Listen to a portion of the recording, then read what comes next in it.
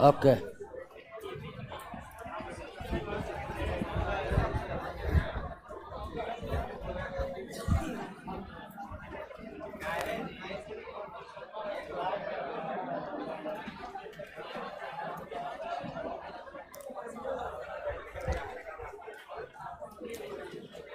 शांत हो जाइए दोस्तों, शांत हो जाइए। एक तो लड़की का आई कार्ड ठीक से आप लोग चेक नहीं करते, फालतू का। अभी चेक करेंगे ना 50 को लड़की निकलेगा बाहर, झूठ मूठ के लड़का को उठाते रहते हैं।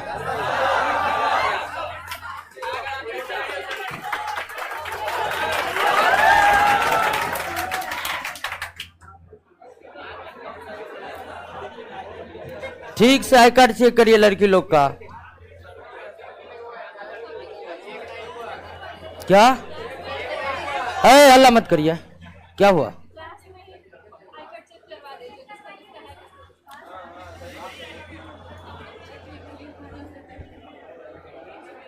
अब व्यवस्था मत फैलाइए। अब लड़का लोग बैठल है, उसको उठा रहे हैं।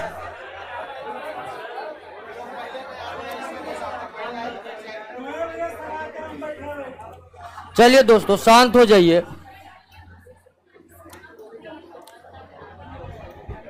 बिल्कुल शांत हो जाइए। और दरोगा बनने के लिए सबसे पहला जरूरी गंभीरता जरूरी है। गंभीरता बरतिए, ठीक है। हो करने से कुछ होने जाने वाला नहीं है, ठीक है। और निश्चित तौर पर ग्रेजुएट है, ग्रेजुएट सिर्फ सर्टिफिकेट नहीं, आपके शकल सूरत और बिहेव में दिखनी चाहिए कि आप ग्रेजुएट हैं, ठीक है। बच्चों जैसे हरकत करिएगा तो फिर दिक्कत है, ठीक है।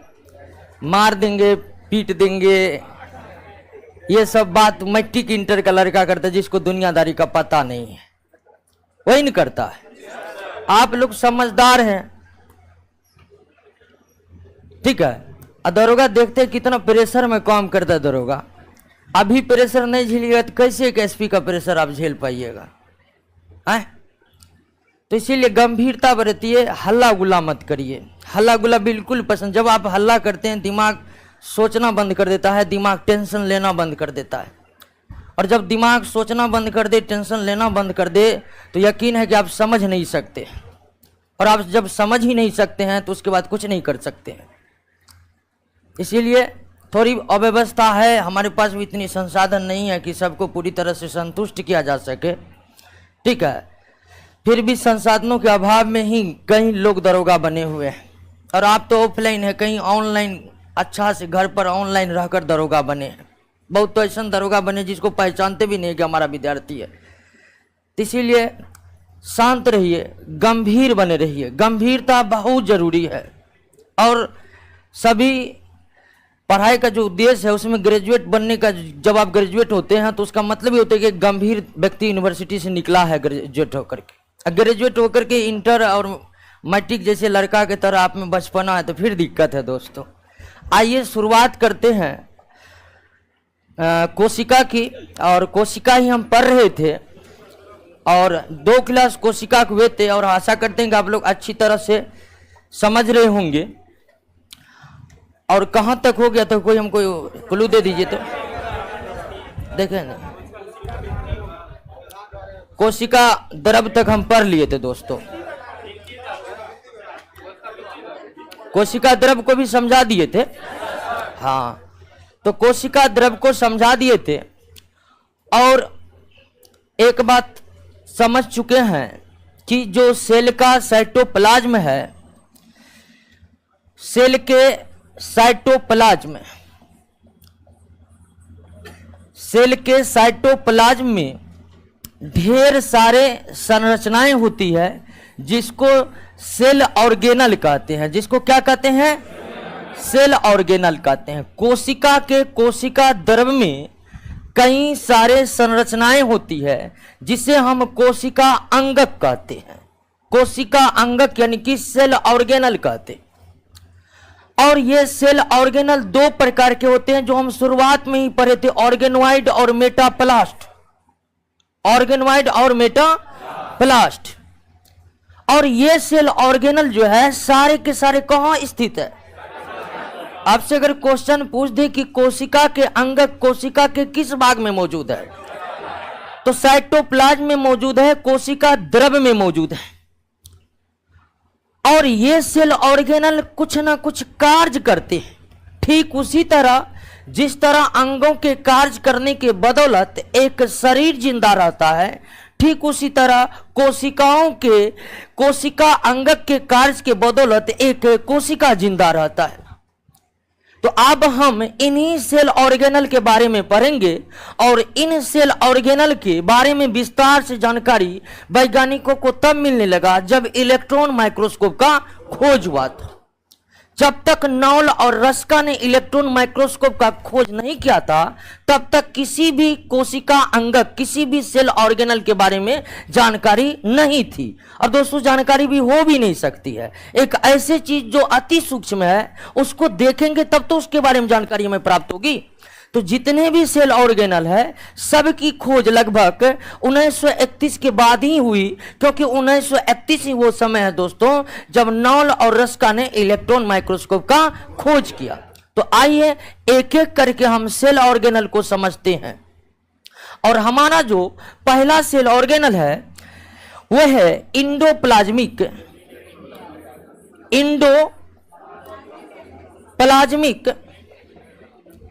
रेटिकुलम।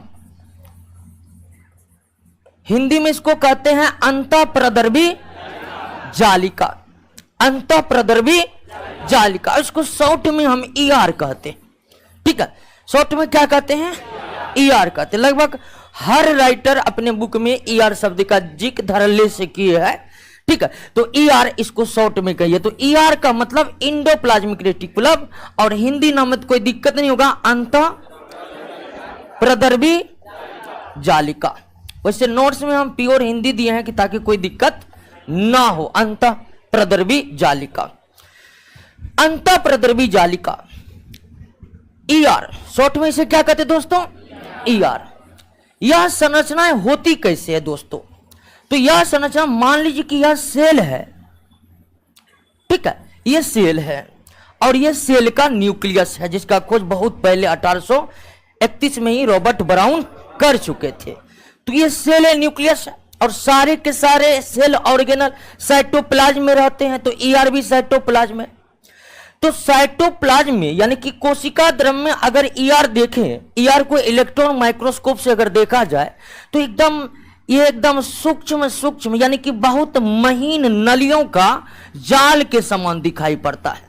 ठीक है, नलियों का जाल, एकदम छोटे छोटे, एकदम ट्यूब नहीं होता, पाइप, एकदम महीन पाइप का एकदम जाल की तरह दिखाई पड़ता है। तो अंतःप्रदर्भी जालिका को अगर हम इलेक्ट्रॉन माइक्रोस्कोप से देखें तो इसकी संरचना कैसे दिखाई पड़ेगी? तो इसकी संरचना महीन नलियों के जाल के समान दिखाई पड़ता है। महीन नलियों के जाल के समान ये पूरे कोशिका द्रव्य में, ऐसा नहीं कि कोई एक जगह होता है, पूरे कोशिका द्रव्य में बिखरा पड़ा रहता है। और कुछ कुछ अंतःप्रदर्भी जालिका, कुछ कुछ इंडोप्लाज्मिक रेटिकुलम तो इतने बड़े होते हैं दोस्तों कि उसका एक सिरा न्यूक्लियस से जुड़ा होता है तो दूसरा सिरा कोशिका झिल्ली सेल मेम्ब्रेन से जुड़ा होता है। तो अंतःप्रदर्भी जालिका का संरचना महीन नलियों के जाल के समान है। मतलब महीन नलियों की जाल है, मतलब इसको आप जब इलेक्ट्रॉन माइक्रोस्कोप में देखिएगा तो एकदम इसी तरह महीन नलियों के जाल के समान आपको दिखाई पड़ेगा। और अंतःप्रदर्भी जालिका कोशिका द्रव्य की किसी एक भाग में नहीं रहते, पूरे कोशिका द्रव्य में बिखरे पड़े होते। और कुछ कुछ अंतःप्रदर्भी जालिका तो इतने बड़े होते हैं कि उसका एक सिरा न्यूक्लियस से जुड़ा रहता है तो दूसरा सिरा कोशिका झिल्ली से। लेकिन सभी इतने बड़े नहीं होते, सभी अंतःप्रदर्भी जालिका में कुछ ही इतने बड़े होते हैं कि जिसका एक सिरा न्यूक्लियस से जुड़ा हुआ हो और दूसरा सिरा दोस्तों कोशिका झिल्ली से जुड़ा हुआ हो। अब आइए कि ये एक ऐसी संरचना को लिए हुए हैं कि इसको विशेष परिस्थितियों में हम कंकाल तंत्र कह सकते हैं, कोशिका का कंकाल तंत्र। जिस तरह हमारा हड्डी हमें एक निश्चित ढांचा प्रदान करता है कि नहीं करता है? ठीक कोशिका को अंदर से मैकेनिकल सपोर्ट देने का काम ईआर करता है। यानी कि अगर ईआर को निकाल दे, सारे ईआर को निकाल दे कोशिका के कोशिका द्रव से, तो क्या होगा? कोशिका पिचक जाएगा दोस्तों। क्या हो जाएगा? मतलब इधर उधर इसकी आकृति अनियमित हो जाएगी। इसकी क्या हो जाएगी? अगर ये गोल है कोशिका, तो गोल आकार बनाए रखने में कोशिका झिल्ली का योगदान सबसे ज्यादा है। लेकिन कोशिका झिल्ली एक बाहरी संरचना हो गया, अगर भीतर से इसको गोल रहने में कोई सपोर्ट कर रहा है, तो वो सपोर्ट कौन कर रहा है? ईआर। जैसे कोशिका झिल्ली इधर से मतलब सिकुड़ना चाहेगा, तो ये ईआर इसको सिकुड़ना नहीं देगा। देगा? नहीं देगा, क्योंकि इसकी संरचनाएं कुछ ऐसी है। तो अंतःपरद्रवी जालिका कोशिका को भीतर से यांत्रिक सहायता प्रदान करता है, मैकेनिकल सपोर्ट प्रदान करता है और कोशिका को निश्चित आकृति बनाए रखने में मदद करता है। इस विशेष कार्य के कारण हम अंतःपरद्रवी जालिका को कोशिका का क्या कहते हैं? कंकाल तंत्र कहते हैं, स्केलेटन सिस्टम कहते हैं। क्या कहते हैं? कोशिका का कंकाल तंत्र किसे कहेंगे? ईआर को। अब ध्यान दीजिए दोस्तों कि कोशिका के कोशिका द्रव में जितने भी अंतःपरद्रवी जालिका है, सभी एक समान नहीं होते। सभी एक समान नहीं होते हैं। कुछ अंतःपरद्रवी जालिका ऐसे होते हैं जिसके सतह पर गोलाकार गोलाकार संरचनाएं होते हैं। जिसके सतह पर दोस्तों क्या होते हैं? गोलाकार गोलाकार संरचनाएं होते हैं। जिसके सतह पर क्या होते हैं? गोलाकार गोलाकार संरचनाएं पाए जाते हैं। गोलाकार गोलाकार संरचनाएं पाए जाते हैं। ठीक है, इस तरह का। अब कुछ इंडोप्लाज्मिक रेटिकुलम पर कोई गोलाकार संरचनाएं मौजूद नहीं रहती है। कोई गोलाकार संरचनाएं मौजूद नहीं रहती है। तो इस तरह से आप देख रहे हैं कि सारे इंडोप्लाज्मिक रेटिकुलम एक जैसे नहीं होते। कुछ बड़े होते हैं तो कुछ छोटे होते हैं। और कुछ के सतह पर गोलाकार रचनाएं पाए जाते हैं, कुछ का सतह बिल्कुल फ्रेश होता है। इस आधार पर इंडोप्लाज्मिक रेटिकुलम ईआर को दो भागों में बांटा गया है। कितने भागों में? दो भागों में। पहला है आपका रफ ईआर और दूसरा क्या है? Smooth ER. दूसरा क्या है दोस्तों? Smooth ER. रफ ईआर और स्मूथ ईआर। यानी कि इंडोप्लाज्मिक रेटिकुलम कितने प्रकार के? दो प्रकार के, रफ और स्मूथ। अब नाम से ही स्पष्ट हो गया है कौन रफ है और कौन स्मूथ है। तो रफ वही है जिसके सतह पर यह गोलाकार गोलाकार संरचनाएं मौजूद है। दोस्तों ये जो गोलाकार गोलाकार संरचनाएं हैं, ये संरचनाएं राइबोसोम कहलाते हैं। हिंदी और इंग्लिश में भी क्या कहलाते हैं दोस्तों? राइबोसोम कहलाते हैं। यानी कि इंडोप्लाज्मिक सतह पर स्थित और रफ इंडोप्लाज्मिक सतह पर स्थित गोलाकार गोलाकार संरचनाओं को, ध्यान दीजिए, गोलाकार गोलाकार संरचना तभी दिखेगा जब हम इलेक्ट्रॉन माइक्रोस्कोप से देखेंगे। तो जिसके सतह पर यह गोलाकार गोलाकार संरचना, यह रफ कहलाता है और यह गोलाकार संरचना क्या है? यानी कि रफ इंडोप्लाज्मिक रेटिकुलम, रफ किसकी उपस्थिति के कारण है? तो राइबोसोम की उपस्थिति के कारण है। किसके कारण है दोस्तों? राइबोसोम की उपस्थिति के कारण है। क्लियर हो गया? बात समझ गए? कोई दिक्कत नहीं ना? एक बार पुनः समझिए। कोशिका द्रव के भीतर इंडोप्लाज्मिक रेटिकुलम की संरचना महीन नलियों के जाल के समान है और यह पूरे कोशिका द्रव में बिखरे पड़े होते हैं। कुछ कुछ अंतःपरद्रवी जालिका इतने बड़े होते हैं कि एक सिरा किससे लगा होता है? न्यूक्लियस से, तो दूसरा सिरा कोशिका द्रव से। आपसे क्वेश्चन कई तरह से पूछ सकता है। पूछ देगा कि एक कोशिका द्रव में स्थित नलियों के समान संरचना जिसका एक सिरा न्यूक्लियस से, दूसरा सिरा कोशिका झिल्ली से जुड़ा हुआ है, वह संरचना कौन हो सकता है? 100% वो ईआर ही हो सकता है, क्योंकि इतनी बड़ी संरचना कोई नहीं है। अपनी विशेष पर कार्यों के कारण इसे कोशिका का क्या कहा जाता है? कंकाल तंत्र। अगर सारे एंडोप्लाज्मिक रेटिकुलम को निकाल दे बाहर तो कोशिका अपनी निश्चित आकृति को बनाए रखने में सफल नहीं रहेगी। एंडोप्लाज्मिक रेटिकुलम कोशिका द्रव के अंदर सभी एक जैसे नहीं होते, दो प्रकार के होते हैं, रफ और स्मूथ। रफ किसकी उपस्थिति के कारण रफ हो गया है, यानी कि स्मूथ एंडोप्लाज्मिक रेटिकुलम वो एंडोप्लाज्मिक रेटिकुलम है जिसके सतह पर राइबोसोम की उपस्थिति नहीं है, जिसके सतह पर राइबोसोम की उपस्थिति नहीं है। क्लियर हो गया तक? अब यह संरचना एंडोप्लाज्मिक रेटिकुलम को बनाने में भाग लेता है दोस्तों प्रोटीन और लिपिड।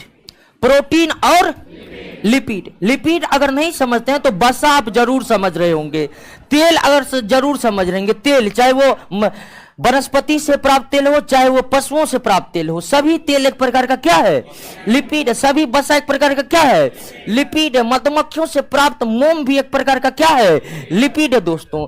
तो यह संरचना ईआर संरचना बनाने में कौन कौन से जैव अणु भाग लेते हैं, प्रोटीन और लिपिड। और दोस्तों ध्यान दीजिए, प्रोटीन और लिपिड को संयुक्त रूप से लिपोप्रोटीन भी कहा जाता है। क्या कहा जाता है, यानी कि आप अलग अलग बोलना नहीं चाहते हैं तो एक साथ बोल दीजिए कि एंडोप्लाज्मिक रेटिकुलम लिपोप्रोटीन का बना होता है।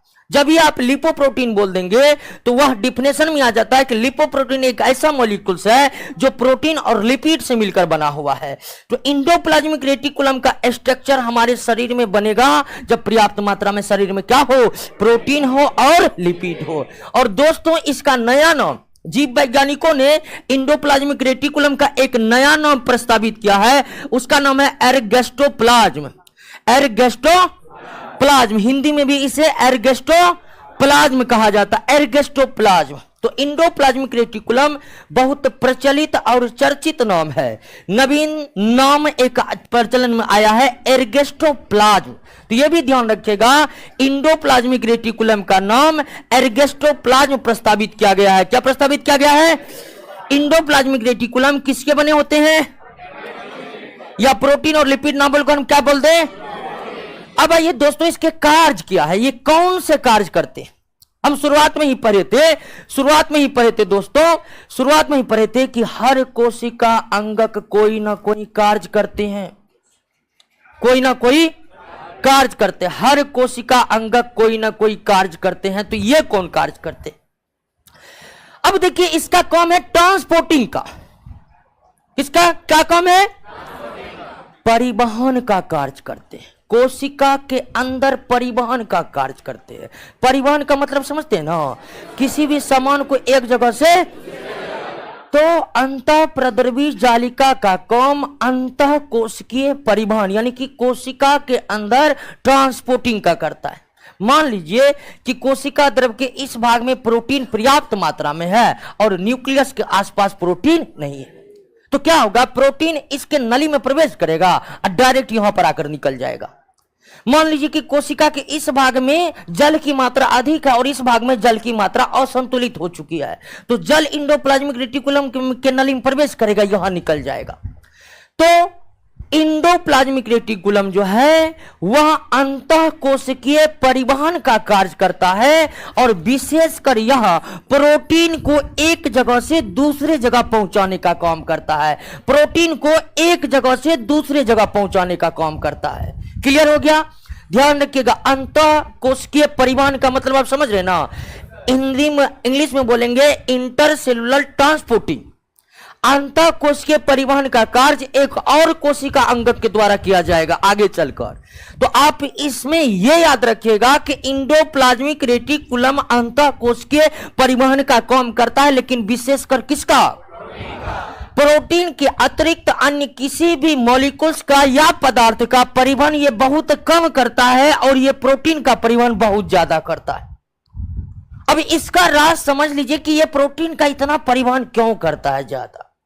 इसका मुख्य कारण है कि प्रोटीन का परिवहन आप जो कहिएगा कि दोनों एंडोप्लाज्मिक रेटिकुलम के द्वारा होता है, नहीं, प्रोटीन का परिवहन खासकर किसके द्वारा होता है, रफ एंडोप्लाज्मिक रेटिकुलम के द्वारा होता है। ऐसा इसलिए दोस्तों कि इसके सतह पर जो ये राइबोसोम है ना, ये प्रोटीन के अणुओं को निर्मित करता है। चूंकि इसके सतह पर ढेर सारे प्रोटीन अणु निर्मित रहते हैं, तो इसे यह जो है एक जगह से दूसरी जगह पहुंचाते रहते हैं। यानी कि इसके सतह के ऊपर राइबोसोम प्रोटीन बनाता है, बना हुआ प्रोटीन इंडोप्लाज्मिक रेटिकुलम के नली में आ जाता है, जो वह इसको एक जगह से दूसरे जगह करते रहता है। तो इंडोप्लाज्मिक रेटिकुलम का काम हुआ अंतःकोश के परिवहन का, विशेषकर किसका, लेकिन यह कौन करता है? तो रफ इंडोप्लाज्मिक रेटिकुलम कोशिका द्रव्य के अंदर प्रोटीन के परिवहन का कार्य करता है। रफ इंडोप्लाज्मिक रेटिकुलम कोशिका द्रव्य के अंदर प्रोटीन के परिवहन का कार्य करता है। और स्मूथ इंडोप्लाज्मिक रेटिकुलम जो है ये वसा का संश्लेषण करता है। किसका? वसा का, और कोलेस्ट्रॉल का संश्लेषण करता है। वसा और कोलेस्ट्रॉल का क्या करता है? कार्य आप समझे। अंतःकोश के परिवहन का कार्य और विशेषकर प्रोटीन के परिवहन का कार्य कौन सी इंडोप्लाज्मिक रेटिकुलम? वसा और कोलेस्ट्रॉल के संश्लेषण का काम कौन करता है? अब आप ये समझिए कि आखिर वसा और कोलेस्ट्रॉल का संश्लेषण का मतलब क्या हुआ। कि जब हम बोलते हैं कि स्मूथ इंडोप्लाज्मिक रेटिकुलम वसा और कोलेस्ट्रॉल का संश्लेषण करता है, तो इसका क्या मतलब हुआ? दोस्तों, आप भोजन करते हैं, उस भोजन में निश्चित रूप से क्या होता है? वसा होता है। मतलब आप जो तेल खाते हैं, घी खाते हैं, मछली खाते हैं, अंडा खाते हैं, उन सब में एक फूड कंपोनेंट कौन उपस्थित रहता है? वसा। आप जानते हैं कि मानव एक ऐसा प्राणी है जिसमें भोजन करने के बाद पाचन होता है, यानी भोजन पचता है। अधिकांश प्राणी जो है उसमें भोजन का पाचन नहीं होता। अब बैक्टीरिया का नाम सुने हैं? सुने होंगे, बिल्कुल, कभी पीड़ित भी होंगे। बैक्टीरिया रोग फैलाता है। बैक्टीरिया जो भोजन करता है ना, वो उसमें पचाने की कोई झंझट। कवक फंगी का नाम सुने हैं? फंगी भी जो भोजन करता है उसको पचाने की कोई जरूरत नहीं है। लेकिन जो प्रमुख जीव जिसे हम आंखों से देख रहे हैं, उन जीवों में एक विशेष गुण है कि वे भोजन करते हैं, उसको पचाते हैं। और हम लोग भी ऐसे ही प्राणी हैं दोस्तों कि जो भोजन ग्रहण कर उसे पचाते हैं। और ध्यान रखिएगा, कुछ ऐसे भी जीव हैं जिसमें भोजन पचाने की कोई जरूरत नहीं है। उदाहरण सारे के सारे माइक्रो ऑर्गेनिज्म, उसमें भोजन पचाने का कोई जरूरत नहीं है दोस्तों। तो आप भोजन किए, उस भोजन में ढेर सारा चीज है। एक चीज क्या है? अब जानते हैं कि छोटी आंत में वसा का पूरी तरह से क्या हो जाता है? पाचन कंप्लीट हो जाता है। वसा का पूरा तरह से पाचन हो जाने के बाद हमारे शरीर में बनता है वसा अम्ल, यानी कि इसको इंग्लिश में कहते हैं fatty acid. Fatty acid plus glycerol, plus glycerol. और कोई ऑर्गेनिक केमिस्ट्री पढ़े होंगे तो ग्लिसरॉल का नाम सुने ही होंगे, और नहीं सुने तो आप सुन गए ना, ग्लिसरॉल। तो वसा जब पूरी तरह से पचता है हमारे शरीर में, तो वो फैटी एसिड और ग्लिसरॉल में कन्वर्ट हो जाता है। वसा जब आपके भोजन का पूरी तरह से छोटी आंत में पच जाएगा, तो वो फैटी एसिड और ग्लिसरॉल में बदल जाएगा। और यह पचा हुआ भोजन सीधे कहां आ जाता है? रक्त में। रक्त इसको पहुंचा देता है कोशिका को। बाद में हम जो खाना खाते हैं वे भोजन हमारे सभी कोशिकाओं को मिलता है। किसके द्वारा? अब सेल के पास पहुंचा क्या है? फैटी एसिड और अब सेल का स्मूथ इंडोप्लाज्मिक रेटिकुलम, सेल का स्मूथ इंडोप्लाज्मिक रेटिकुलम फिर इन दोनों मॉलिक्यूल्स को जोड़कर क्या बना देते हैं? और यही वसा का संश्लेषण कहलाता है। वसा का निर्माण भी आप कह सकते हैं।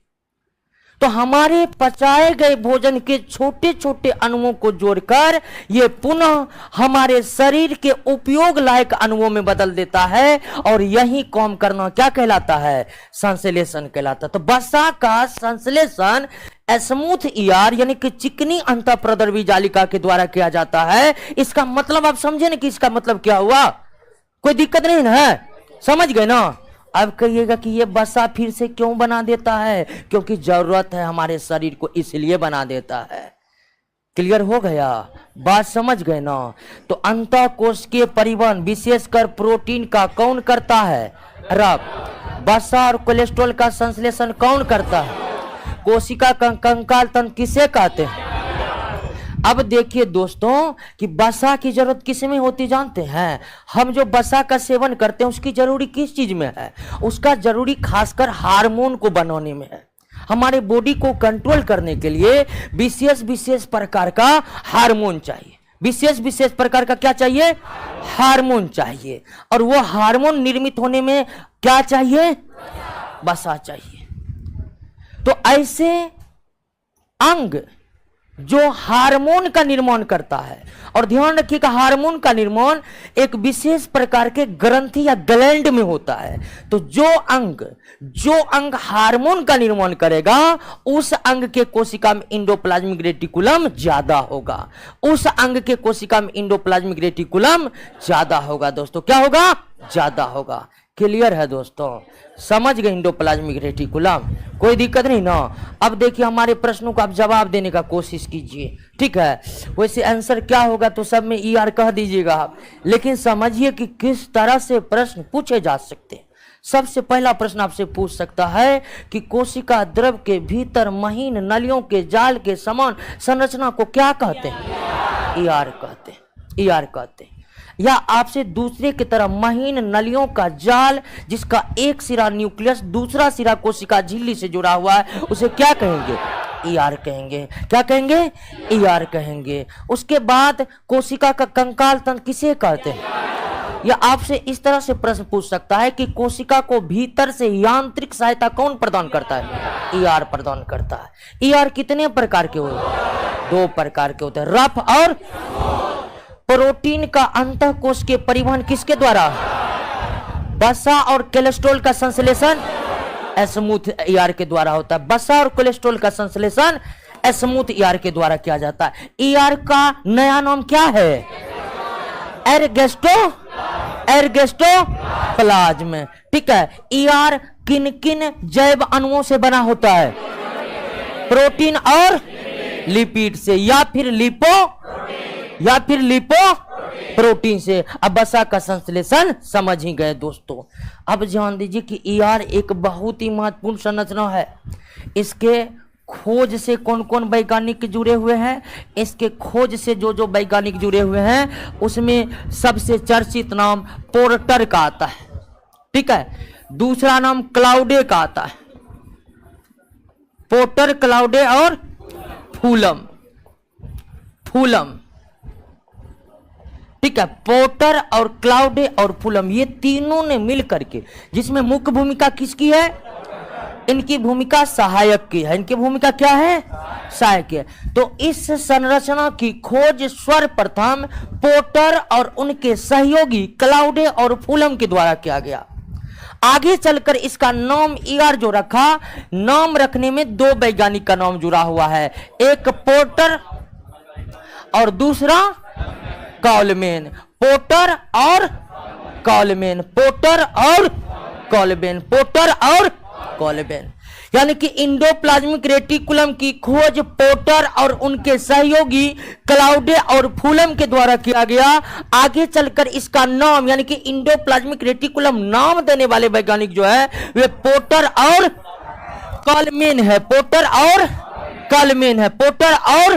कॉलमैन है। यानी कि खोजने और नाम रखने में दोनों में जिनकी भूमिका है वे कौन है? पोर्टर है। तो मान लीजिए कि आपके ऑप्शन में सारे नाम दे दिए, तब आप क्या करेंगे? ठीक है, तो तब आप किसको मारेंगे? पोर्टर को मारेंगे। हालांकि इस तरह से आपको प्रश्न दे नहीं सकते हैं, क्योंकि निश्चित ही जो प्रश्न सेट करेंगे वह हम आपसे ज्यादा योग्य होंगे, ज्यादा पढ़े लिखे होंगे, तो इस तरह से वे क्वेश्चन सेट नहीं कर सकते। लेकिन फिर भी कर दे, क्योंकि शिक्षा में भी शिक्षा माफिया बहुत पैदा हो गया। क्या? हाँ, पता चला BPSC का सेंटर वहां पर हो गया है जहां पर बिहार सरकार को भी पता नहीं कि हमारा कॉलेज है। तो कुछ भी हो सकता है। तो मान लीजिए दे दिया, तब आप किसको मारिएगा? पोर्टर को मारिएगा। उसके बाद दोस्तों एंडोप्लाज्मिक रेटिकुलम से बिल्कुल आप फ्री हो जाइए। इसके अलावा एक भी क्वेश्चन नहीं पूछा जाएगा। अब बाय चांस पूछा भी जाएगा उसको कोई नहीं बनाएगा। क्लियर हो गया? कोई दिक्कत नहीं ना? अब हम दूसरी संरचना पर आते हैं। ठीक है, दूसरी संरचना पर। क्लियर? Endoplasmic reticulum.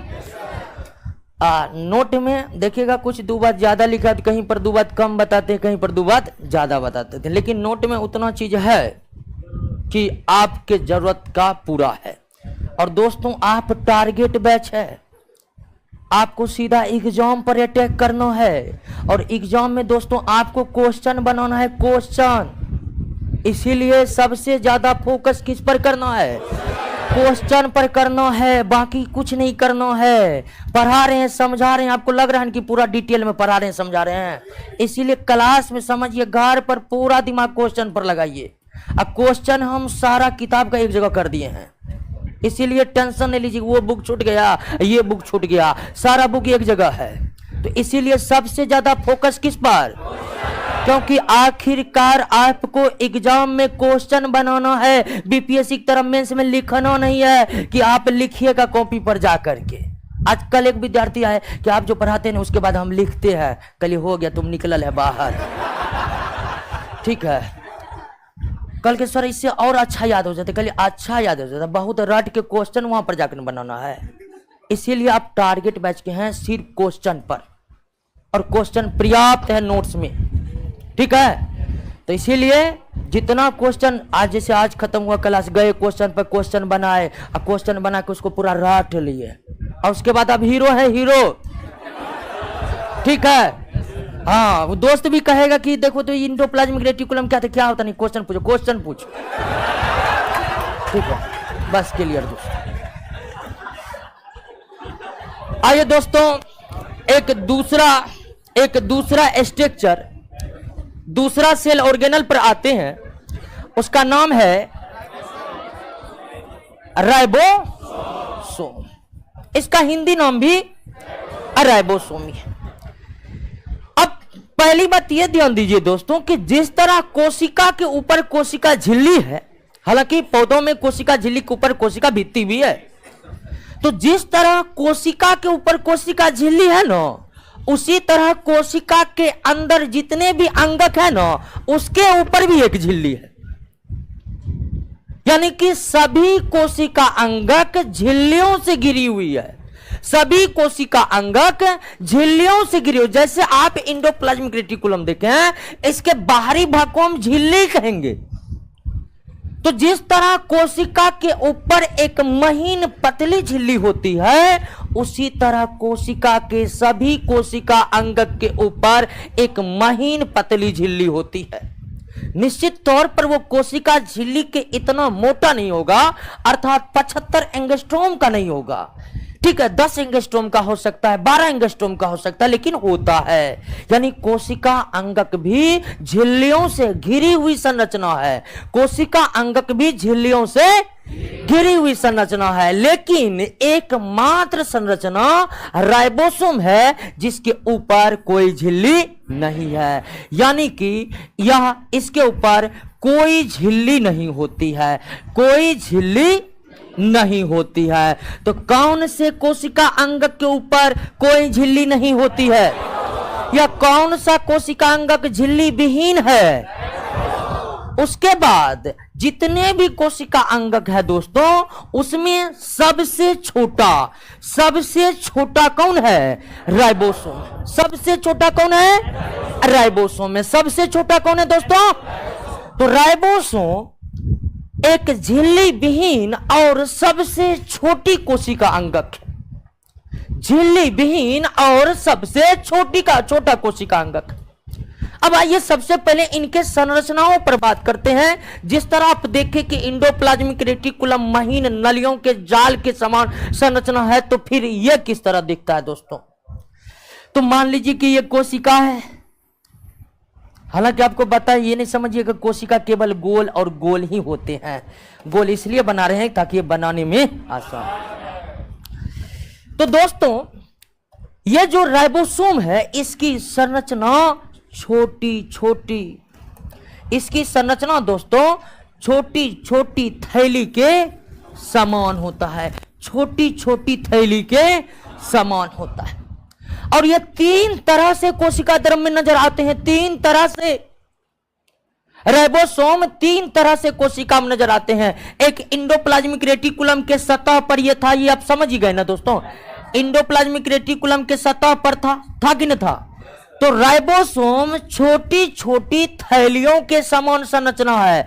राइबोसोम छोटी छोटी थैलियों के समान रचना है, जो कोशिका द्रव्य में अकेले अकेले भी रहते हैं, कोशिका द्रव्य में अकेले अकेले भी रहते हैं, गुच्छे बनाकर भी रहते हैं, और इंडोप्लाज्मिक रेटिकुलम के सतह पर भी रहते हैं। यानी राइबोसोम आपको तीन तरह से दिख सकते हैं।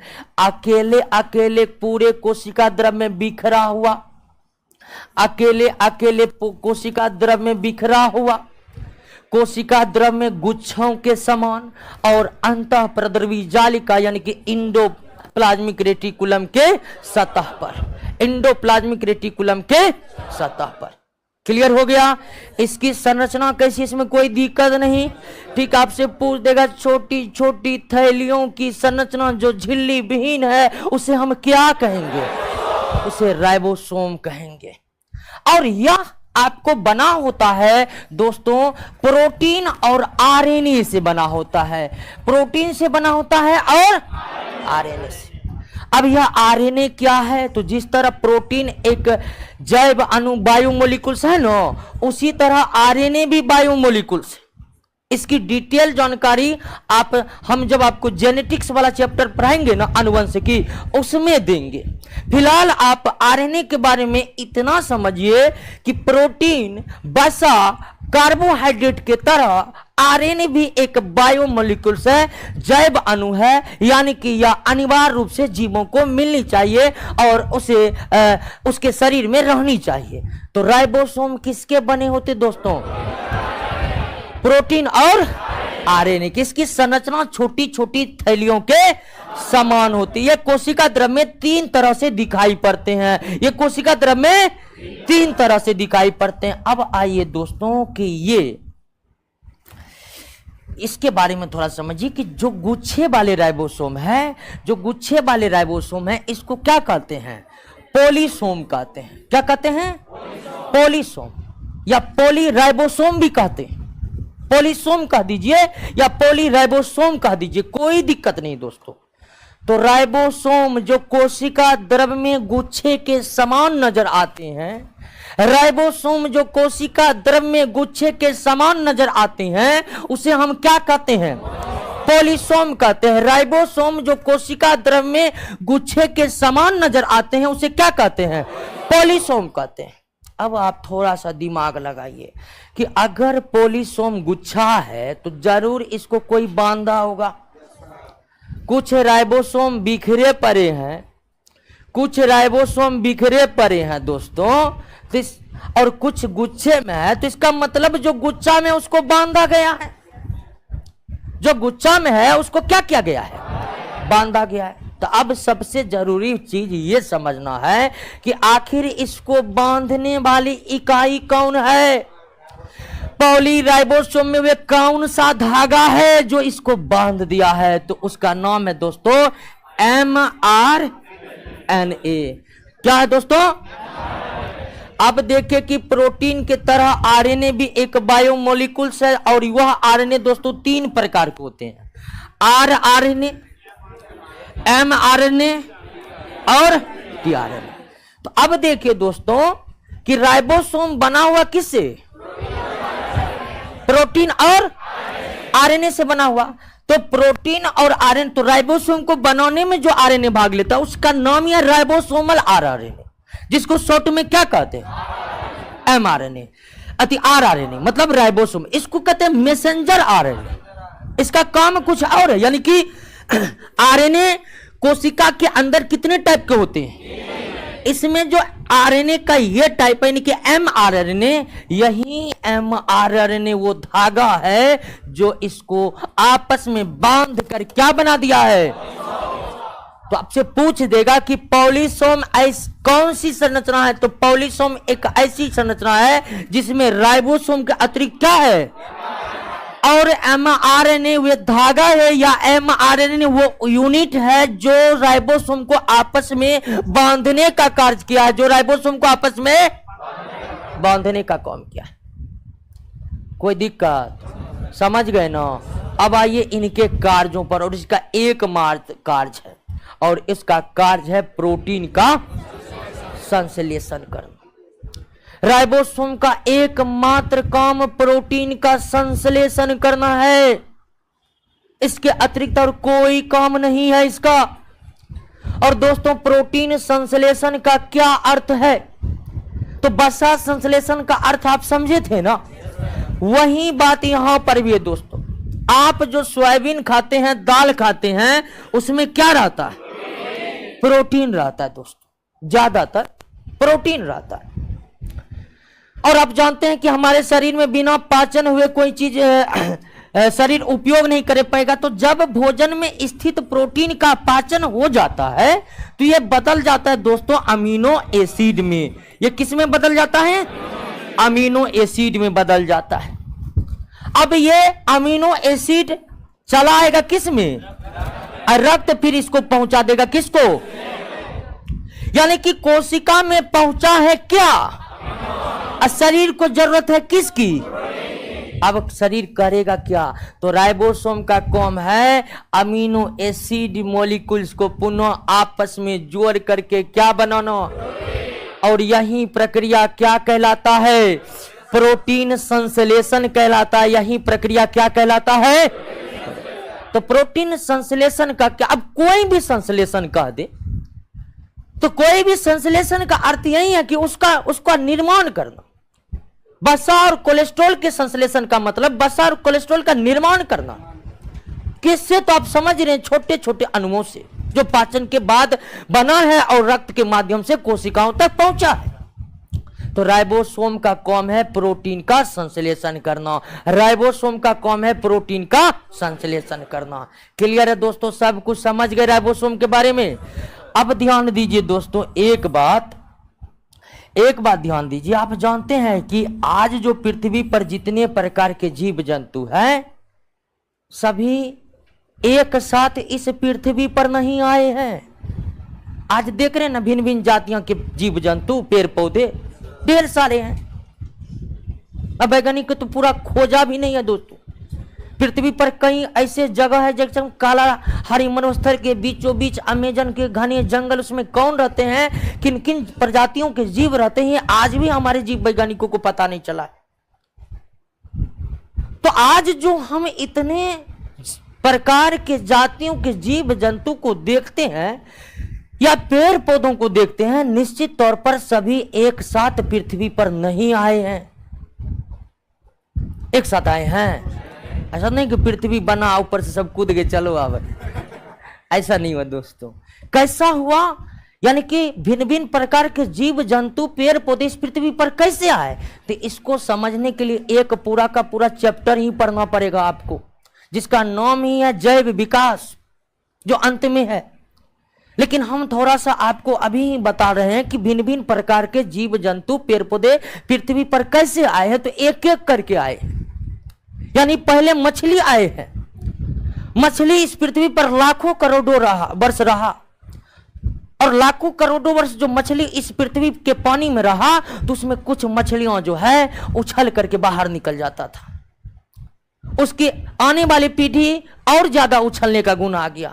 धीरे धीरे धीरे धीरे करके उसके करोड़ों वर्ष बाद जो पीढ़ी आई, उसमें उछलने का इतना गुण था कि वे मछली जैसे प्रतीत ही नहीं हो रहा था, वे मेढक बन गया दोस्तों। तो इस पृथ्वी पर कोई जीव एक साथ नहीं आए। पहले जो जीव आए उसी में परिवर्तन होते गया और उससे ही नए जातियों का जीव बना। उदाहरण के लिए आप इतना तो जानते हैं कि पहले बंदर आया, परिवर्तन हो गया और मानव बन गया।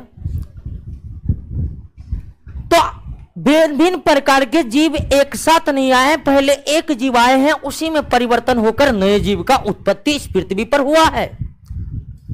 तो ऐसा तो कोई जीव होगा ना जो सबसे पहले आया होगा, है? और सबसे पहले आने में नाम किसका है जानते हैं? वायरस का। वायरस वो जीव है दोस्तों जो इस पृथ्वी के निर्माण के बाद सबसे पहले जीवन जीने के लिए आए। लेकिन वायरस में कई वैज्ञानिकों को कंफ्यूजन है, वे उन्हें जीव नहीं मानते हैं। वो इसलिए कि जीव का परिभाषा ये है कि वे कोशिकाओं से बना होगा, और वायरस में कोई कोशिका होता ही, फिर भी वे जीवों के समान व्यवहार करते हैं। वायरस जीवों के समान व्यवहार करते हैं, लेकिन उनके शरीर में कोई कोशिका नहीं होने के कारण कई जीव वैज्ञानिक उसे जीव मानने से इनकार कर दिए हैं। तो वायरस को हटा दीजिए तो बैक्टीरिया वो पहला जीव है दोस्तों जो इस पृथ्वी पर सबसे पहले आए, यानी इस पृथ्वी का सबसे लोकल जीव बैक्टीरिया है। और जानते हैं कि हमारे शरीर में जो कोशिका है वह कोशिका बैक्टीरिया की कोशिका से बिल्कुल भी मेल नहीं खाता है। विकास की प्रक्रियाओं के आधार पर कोशिकाओं को दो भागों में बांटा गया है, एक प्रोकैरियोटिक और दोस्तों दूसरा क्या है, यूकैरियोटिक। आगे हम इसके बारे में डिटेल से पढ़ेंगे, ठीक है। लेकिन आप समझिए कि यह जो कोशिका है बहुत कम विकसित कोशिका है, और यह जो कोशिका है यह विकसित कोशिका है। सभी प्रकार के पेड़ पौधे में यूकैरियोटिक कोशिका ही पाया जाता है। सभी प्रकार के पेड़ पौधे में यूकैरियोटिक कोशिका ही पाया जाता है। प्रोकैरियोटिक वही गिने चुने जीव जिसमें एक नाम बैक्टीरिया का है उसमें पाया जाता है। तो जो प्रोकैरियोटिक कोशिका का राइबोसोम होता है दोस्तों वह छोटा होता है। यूकैरियोटिक कोशिका का जो राइबोसोम होता है वह बड़ा होता है। प्रोकैरियोटिक का राइबोसोम छोटा, यूकैरियोटिक का राइबोसोम बड़ा। अब कहिए कि कौन सा फीता लेकर मापे हैं कि बड़ा छोटा कर दिए, ठीक है। तो दोस्तों राइबोसोम को मापने का भी एक यूनिट बना हुआ है जिसका नाम है सेडरबर्ग यूनिट, और सेडरबर्ग यूनिट में प्रोकैरियोटिक कोशिका की आकृति 70S है, यूकैरियोटिक का 80S, यूकैरियोटिक का 80S। एस का मतलब है सेडरबर्ग यूनिट। सेडरबर्ग यूनिट यानी कि राइबोसोम मापने की इकाई। तो राइबोसोम कितने प्रकार के, दो प्रकार के, 70S और 80S। 70S का मतलब ये छोटा है, 80S का मतलब ये बड़ा है। 70S प्रोकैरियोटिक यानी कि कम विकसित कोशिकाओं में जो इस पृथ्वी पर सबसे पहले आए, और 80S यानी कि बड़ा राइबोसोम यानी विकसित कोशिका में यानी कि यूकैरियोटिक कोशिका में। अब दोस्तों 70S राइबोसोम भी दो सब यूनिट से मिलकर बने होते हैं। कितने सब यूनिट से, 30S और 50S। ध्यान दीजिएगा जोड़ने पर 80 हो जाता है, लेकिन 30S राइबोसोम 50S राइबोसोम आपस में जुट करके कौन राइबोसोम बनाता है, यानी कि जो छोटा राइबोसोम है, जो प्रोकैरियोटिक का राइबोसोम है, जो 70 राइबोसोम है, उसके कितने सब यूनिट है, दो।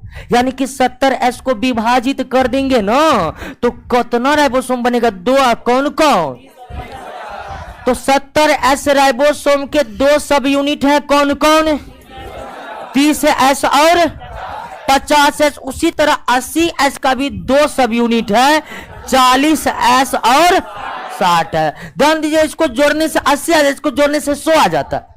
जोड़ने पर दिमाग नहीं लगाना है क्योंकि मैथमेटिक्स का क्लास नहीं चल रहा है दोस्तों, बायोलॉजी चल रहा है। अब बायोलॉजी में 70S राइबोसोम के कितने सब यूनिट है, 30S और 50S। 30S और 80S राइबोसोम के कितने सब यूनिट, 40S और 60। कोई दिक्कत, समझ गए, राइबोसोम क्लियर। अब आप हमारे प्रश्नों का जवाब देने की कोशिश कीजिए। देखिए कि इतना समझ रहे हैं, पूरा तरह समझ रहे हैं ना। हाँ दोस्तों, सबसे पहले आपसे पूछ सकता है कि कोशिका द्रव के अंदर सभी कोशिका अंगकों में सबसे छोटा कौन होता है, राइबोसोम होता है।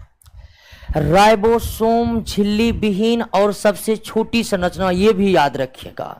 आपसे कह देगा निम्नलिखित में कौन झिल्ली विहीन संरचना है, तो ऐसी एकमात्र संरचना है कौन, इसके अतिरिक्त जितने भी सेल ऑर्गेनेल कोशिका अंगक पड़िएगा सबके ऊपर में झिल्ली चढ़ा रहेगा। सबके ऊपर में क्या रहेगा, राइबोसोम किसके बने होते हैं, प्रोटीन और आरएनए का। इंडोप्लाज्मिक रेटिकुलम प्रोटीन और लिपिड का बना हुआ था। क्लियर है दोस्तों। राइबोसोम आपको कोशिका द्रव्य में 3 तरह से दिख सकते हैं, बिखरे हुए, समूहों में या गुच्छों में, और रफ इंडोप्लाज्मिक रेटिकुलम के सतह पर। इतने ज्यादा विविधता से रहने वाला एकमात्र कोशिका अंगक राइबोसोम ही है जो अपना आशियाना 3 तरह से बनाए हुए हैं दोस्तों। इस तरह का आगे आपको कोई कोशिका अंगक नहीं मिलेगा कि 3 तरह से आशियाना बनाया हुआ कोशिका द्रव्य में। उसके बाद दोस्तों ये याद रखना है कि गुच्छे वाले राइबोसोम को पॉलीराइबोसोम या पॉलीसोम कहा जाता है। अब गुच्छे में राइबोसोम को गुच्छे में रखने वाला जो इकाई है वे कौन है? mRNA है। राइबोसोम का एकमात्र काम प्रोटीन का संश्लेषण करना, जिसके कारण इसे प्रोटीन का फैक्ट्री कहा जाता है। जिसके कारण इसे क्या कहा जाता है दोस्तों? प्रोटीन का फैक्ट्री कहा जाता है। राइबोसोम को क्या कहा जाता है? प्रोटीन का फैक्ट्री कहा जाता है। राइबोसोम को क्या कहा जाता है? राइबोसोम कितने प्रकार के? प्रोकैरियोटिक वाला राइबोसोम और यूकैरियोटिक वाला राइबोसोम 80 है दोस्तों। क्लियर हो गया? तो इतना ही पूछ सकता। अब आइए दोस्तों इसके खोज पर जरा ध्यान दीजिए। और इसका खोज अलग अलग हुआ। सबसे पहले राइबोसोम का खोज जो है वह प्लांट के सेल में हुआ। किसके सेल में हुआ? प्लांट सेल में हुआ। और प्लांट सेल में राइबोसोम को सबसे पहले देखने वाले वैज्ञानिक था रॉबिन्सन। ठीक है, रॉबिन्सन तथा ब्राउन। रॉबिन्सन तथा ब्राउन। तो राइबोसोम का सर्वप्रथम खोज पौधे की कोशिका में रॉबिन्सन और ब्राउन ने किया था। राइबोसोम का खोज प्लांट सेल में सर्वप्रथम रॉबिन्सन और ब्राउन ने किया था। किसने किया था? आगे चलकर जब प्लांट में खोज हो गया तब आगे चलकर एनिमल में इसका खोज हुआ। एनिमल में इसका खोज, एनिमल सेल में इसका खोज हुआ, यानी जंतु कोशिका में। जंतु कोशिका में खोजने वास्ते इसके कौन थे? पेलेड थे। कौन थे दोस्तों? पेलेड थे। हालांकि ज्यादा उपलब्धि पेलेड को ही हासिल हुआ था राइबोसोम के खोज में, यानी उतनी उपलब्धि रॉबिन्सन और ब्राउन की नहीं मिल पाया जितना पेलेड का हुआ। पेलेड तो एनिमल सेल में राइबोसोम कर इतनी ख्याति अर्जित की कि इन्हीं के नाम पर राइबोसोम को पेलेड कण भी कहा जाता है। ठीक है, राइबोसोम को एक और नाम से जाना जाता है। किस नाम से? पेलेड नाम, पेलेड कण, पेलेड पार्टिकल। क्वेश्चन ये भी आया हुआ है कि पेलेड पार्टिकल किसे कहते हैं? राइबोसोम को कहते हैं। पेलेड पार्टिकल किसको कहते हैं? पेलेड वो साइंटिस्ट हैं जिन्होंने एनिमल सेल में राइबोसोम को खोजा। हालांकि जिन्होंने खोजा उन्होंने राइबोसोम को राइबोसोम नाम नहीं दिया। बहुत आगे चलकर एक वैज्ञानिक हुए रॉबर्ट। ठीक है, हाँ, ये वो रॉबर्ट नहीं है जो न्यूक्लियस को खोजा। न्यूक्लियस खोजने वाले रॉबर्ट ब्राउन थे। ये है सिर्फ रॉबर्ट। इन्होंने इसका नामकरण किया, यानी कि राइबोसोम को राइबोसोम नाम देने वाले वैज्ञानिक कौन थे? रॉबर्ट। एनिमल सेल में खोजने वाले वैज्ञानिक कौन थे? पहले इसका खोज कहां हुआ और कौन खोजा? कोई दिक्कत नहीं ना। आ जाए अगले कोशिका अंगक पर। अगला कोशिका अंगक क्या है? Golgi body. Golgi body Hindi में इसे गोल्जी काय कहते हैं या गोल्जी एपरटस भी कहा जाता है। गोल्जी एपरटस भी कहा जाता है।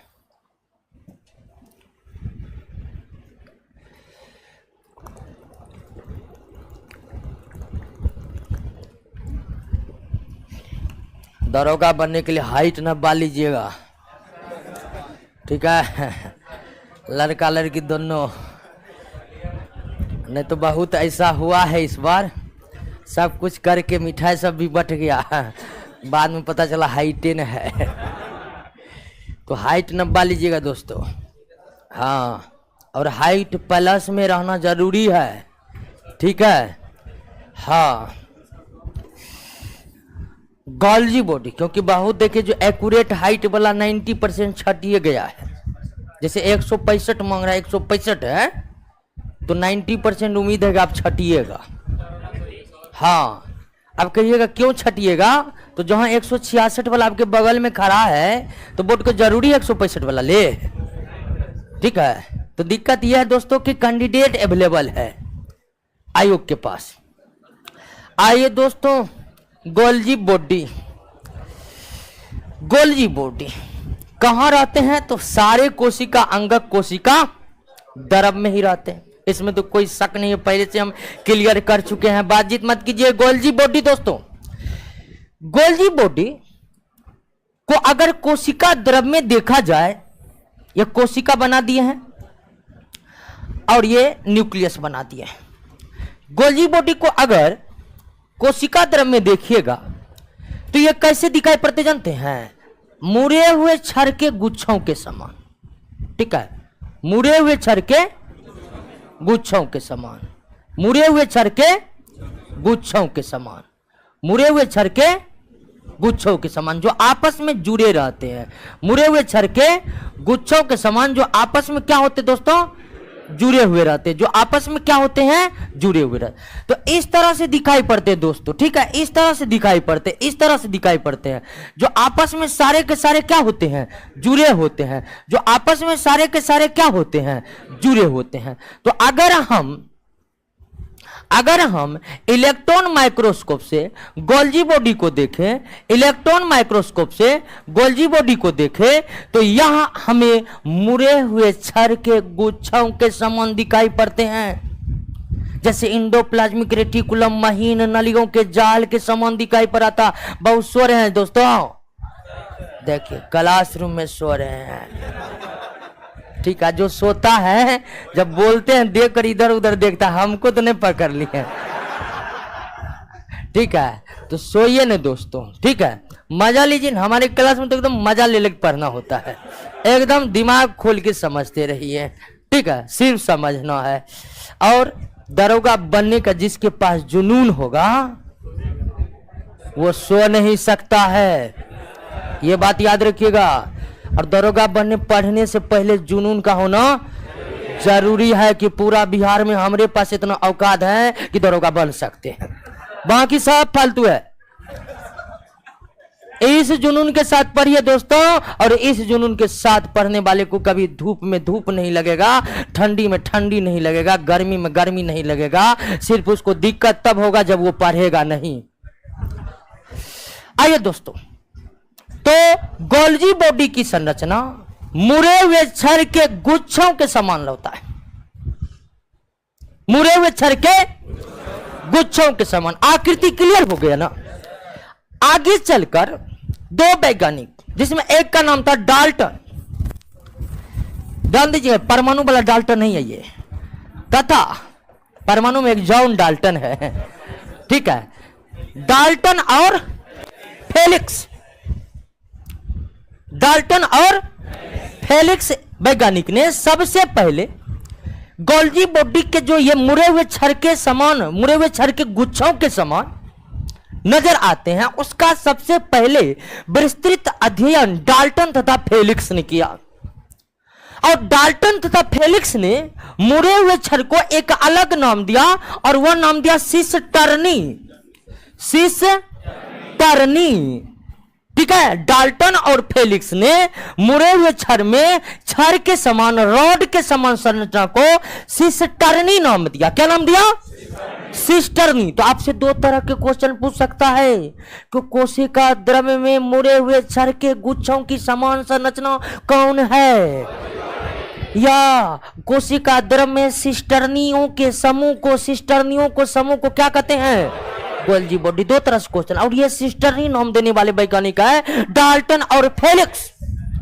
हालांकि डाल्टन और फेलिक्स ने पूरे गोल्जी बॉडी को तीन भागों में बांटा है।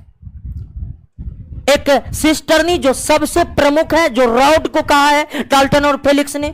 उसके बाद छोटे छोटे जो मतलब छड़ में भी जो छोटे छोटे संरचना है उसे उन्होंने स्मॉल ट्यूबल्स और वेसिकल्स नाम दिया है, और वैक्यूल जैसे संरचनाएं इस गोल्जी बॉडी के बीच में होते हैं। लेकिन तीन नाम में सबसे प्रमुख कौन है? सिस्टर्नी। क्लियर है दोस्तों, कोई दिक्कत नहीं ना? तो ये मुड़े हुए छड़ के गुच्छों के समान। और ध्यान दीजिए जिस तरह हम इंडोप्लाज्मिक रेटिकुलम को एक अलग नाम दिए थे गोल्जी, अलग नाम दिए थे एर्गेस्टोप्लाज्म। उसी तरह गोल्जी बॉडी का एक अलग नाम है डिक्टियोसोम। डिक्टियोसोम,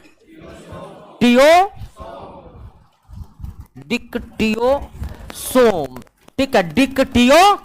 हालांकि डिक्टियोसोम का इस्तेमाल जंतु से ज्यादा पौधों के संदर्भ में किया जाता है, यानी कि प्लांट के इंडोप्लाज्मिक रेटिकुलम को डिक्टियोसोम कहा जाता है। डिक्टियोसोम, ठीक है। हाँ, Golgi body, sorry, Golgi body को प्लांट के संदर्भ में डिक्टियोसोम कहा जाता है ज्यादातर। ऐसा नहीं कि हम एनिमल के संदर्भ में इंडोप्लाज्मिक रेटिकुलम को, सॉरी, गोल्जी बॉडी को डिक्टियोसोम नहीं कह सकते।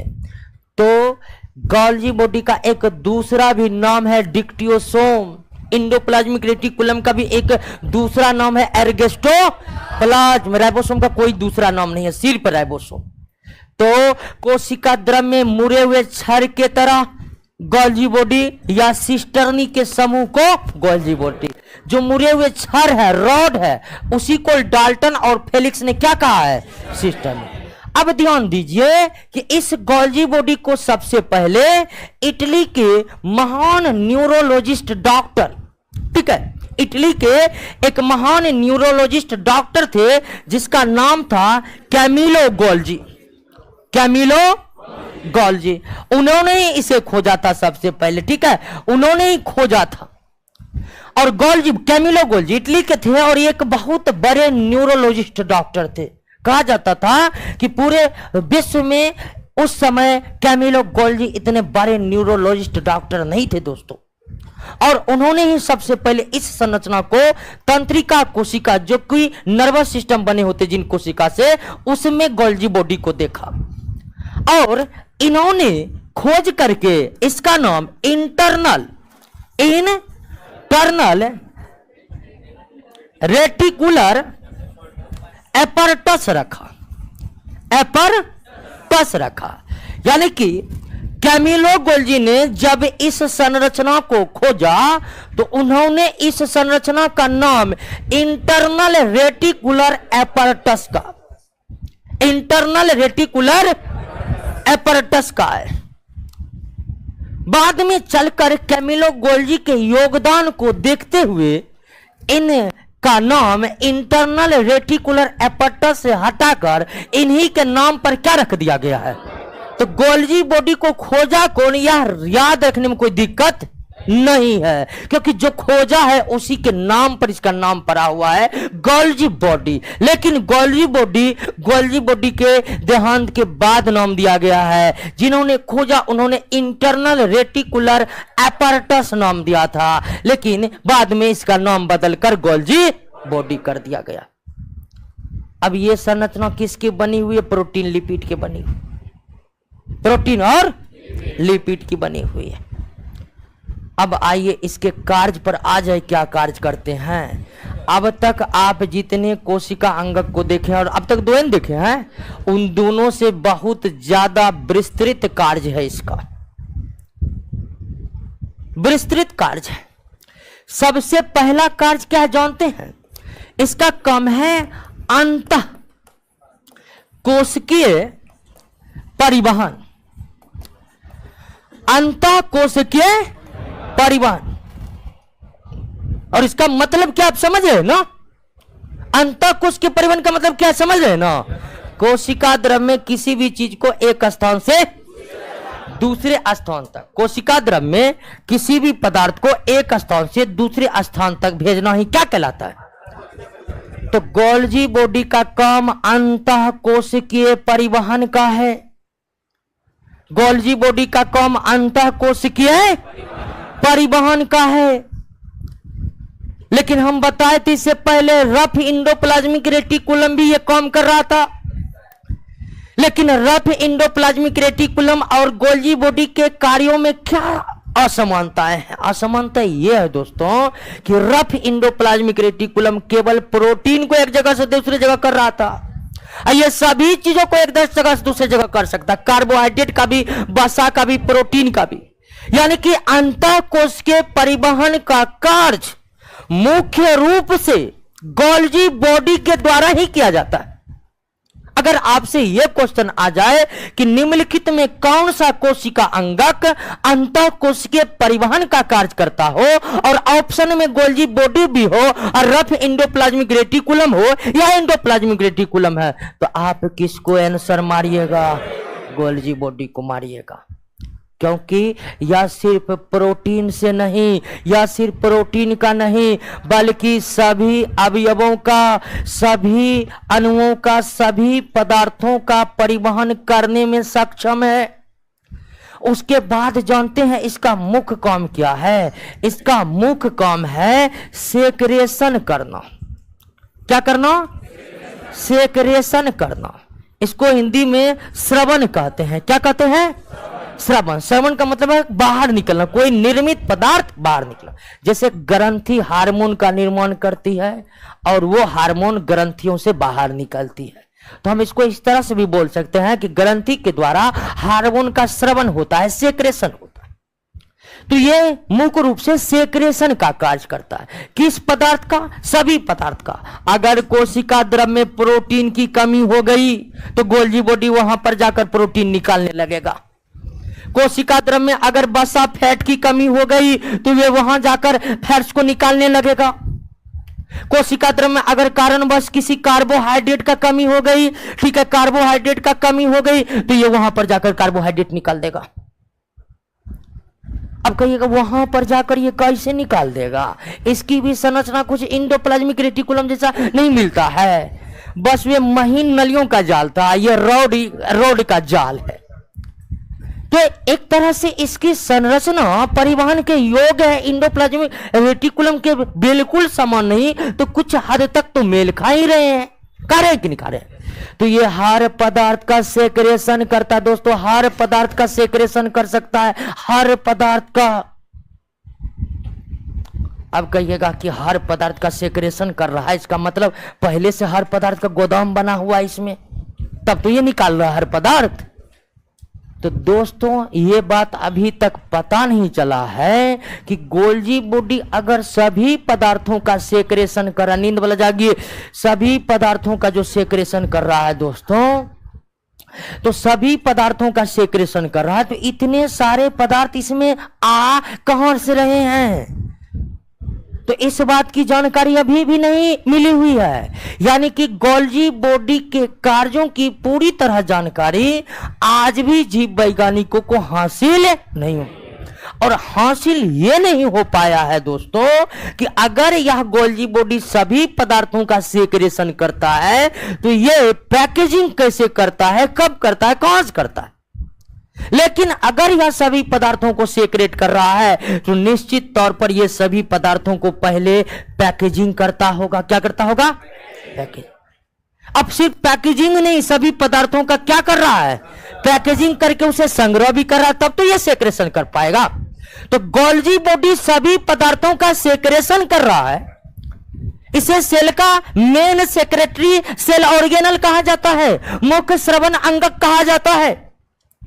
और अगर यह श्रवण कर रहा है तो निश्चित तौर पर यह पैकेजिंग और संग्रह का भी कार्य करता होगा। लेकिन 100% इस बात की जानकारी अब भी अपर्याप्त है कि पैकेजिंग और संग्रह का काम यह करता है या नहीं। लेकिन इस कार्य के आधार पर यह माना जा सकता है कि गोल्जी बॉडी पैकेजिंग का भी कार्य कर रहा है। और तो इसका कार्य गोल्जी बॉडी का कार्य पैकेजिंग का है, किसका? सभी पदार्थों का। इसका कार्य संग्रह करने का है, किसका? सभी पदार्थों का। इसका कार्य संग्रह कर सेक्रेशन करने का है, किसका? सभी पदार्थों का। उसके बाद यह मुख्य रूप से किसका कार्य करती है?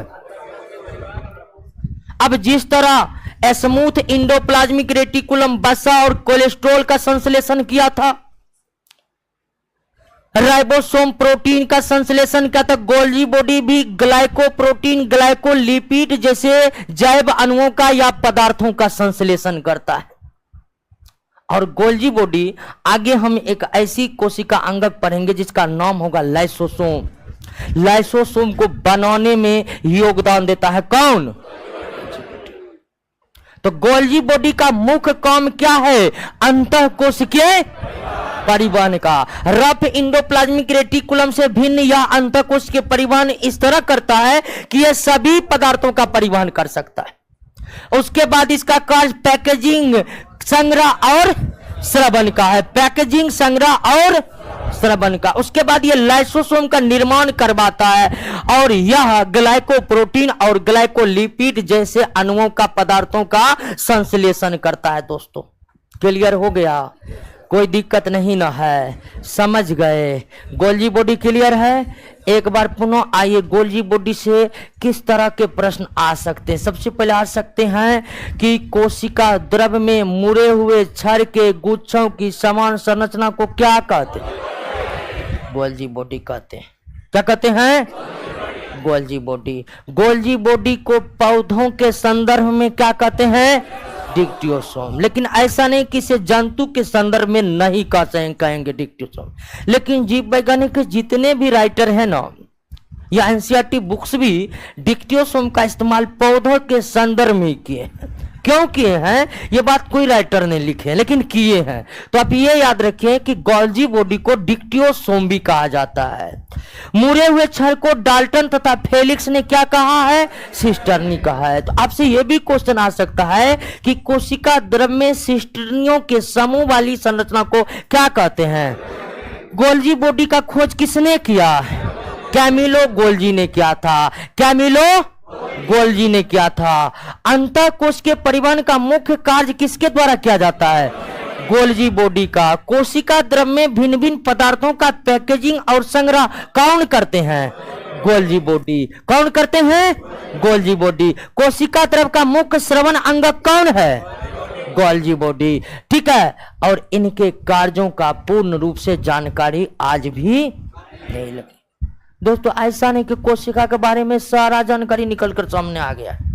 अभी भी रिसर्च हो रहे हैं इस पर, और हर विकासशील और विकसित देश कोशिकाओं के संबंध में रिसर्च करने के लिए बड़े बड़े रिसर्च सेंटर बनाए हुए हैं, जहां वे बड़े से बड़े वैज्ञानिक को हायर करके दिन रात रिसर्च करवा रहे हैं। भारत में ही ऐसा रिसर्च सेंटर है, cellular and molecular biology centre, जो हैदराबाद में स्थित है। कहाँ स्थित है? जहां वैज्ञानिक सेल के संबंध में रिसर्च करके नए नए जानकारियों को प्रकाश में लाते रहते हैं। दोस्तों अब कहिएगा कि इतना झूठ मूठ के छोटका छोटका चीज में इतना पैसा खर्चा हो रहा है। ठीक है दोस्तों, सेल से ही सजीव बना है। सेल के बारे में पूर्ण जानकारी मानव सभ्यता के विकास में सबसे अहम रोल पैदा करेगा। दोस्तों ठीक है ना? आइए दोस्तों, अगला और अगली संरचना आपको बेहोश कर देगा। बेहोश। कभी अब तक जितने भी संरचना थे दोस्तों, वो कार्य कर रहे थे। ठीक है, वे क्या कर रहे थे? कार्य कर रहे थे। लाइसोसोम भी कार्य करेगा, लेकिन दोस्तों इसको ये कभी कभी ऐसा भी कार्य करता है कि सबको तहस नहस कर देता है। लेकिन तहस नहस भी होना जरूरी है। ठीक है, हिंदू धर्म में एक धार्मिक मान्यता है कि प्रलय होना जरूरी है। जब पापों से धरती दब जाएगी तो तब प्रलय आएगी, सब कुछ खत्म हो जाएगा। ये मान्यता है, इसके पीछे कोई वैज्ञानिक आधार नहीं है, या है होगा भी तो हम जानते नहीं कि आपको बताएं। उसी तरह दोस्तों कि जो जन्म लिया है उसका मृत्यु तय है। मृत्यु होगा कैसे? तो आदमी का मृत्यु कैसे होता है? एज बढ़ते जाता है, धीरे धीरे उसके अंग के कार्य करने की कार्य क्षमता घटते जाती है, अंत में अंग कार्य करना बंद कर देते हैं, आदमी की मृत्यु हो जाती है। उसी तरह कोशिकाओं का भी मृत्यु एक अटल सत्य है। उसको भी एक दिन मरना है और नए कोशिका लगातार बनते रहते हैं जो उसका जगह लेते रहते हैं। तो लाइसोसोम कोशिका को मरने से रिलेटेड है। ठीक है, लाइसोसोम कोशिका से मरने से रिलेटेड है। दोस्तों ध्यान दीजिए, बोर्ड पर भटक रहा है ध्यान बहुत का।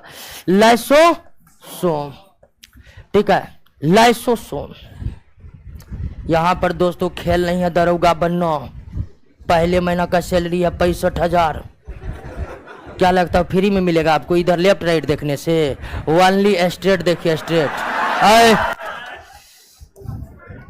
चलिए दोस्तों, लाइसोसोम लाइसोसोम। क्या है लाइसोसोम? कोशिका अंगक है। कहां रहता है? कोशिका द्रव में रहता है। ये दो बात तो हम जान ही रहे हैं।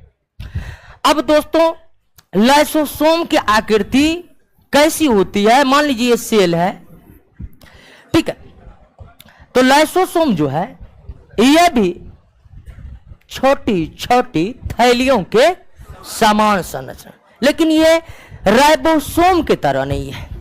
राइबोसोम जो था दोस्तों वो झिल्ली विहीन संरचना थी, लेकिन लाइसोसोम के ऊपर झिल्ली। तो लाइसोसोम भी छोटी छोटी थैली के समान संरचना है, लेकिन ये थैली राइबोसोम से बड़ी होती है और झिल्लीदार होती है। हालांकि यह कोशिका द्रव के अंदर, साइटोप्लाज्म के अंदर बहुरूपता को दर्शाता है, यानी कि सारे संरचना एक समान थैली के रूप में नहीं होती है, ठीक है। कुछ थैली घनाकार भी होती है, कुछ थैली क्या होती है? घनाकार भी होती है, ठीक है, घनाकार भी होती है। घनाकार गड़बड़ा गया है लगता है ना, ज्यादा घना हो गया। चलिए अब ठीक से हुआ है घनाकार। क्या दोस्तों? तो ये बहुरूपता को दर्शाता है। बहुरूपता को दर्शाने का मतलब कि हर लाइसोसोम आपको साइटोप्लाज्म में एक तरह से दिखाई नहीं पड़ेगा। कुछ घनाकार दिखाई पड़ेगा, कुछ वर्गाकार दिखाई पड़ेगा, ठीक है। अब घनाकार वर्गाकार बोर्ड पर तो एक जैसा दिखेगा, क्योंकि घन एक 3D पिक्चर आप जान रहे हैं, तो कुछ घनाकार दिखाई देगा, कुछ वर्गाकार दिखाई देगा, कुछ गोलाकार दिखाई देगा, लेकिन जैसा भी दिखाई दे सब थैली के समान दिखाई देगा। कोई मुड़ा हुआ छड़ या नलियों के जाल की तरह यह आपको दिखाई नहीं देगा। क्लियर हो गया?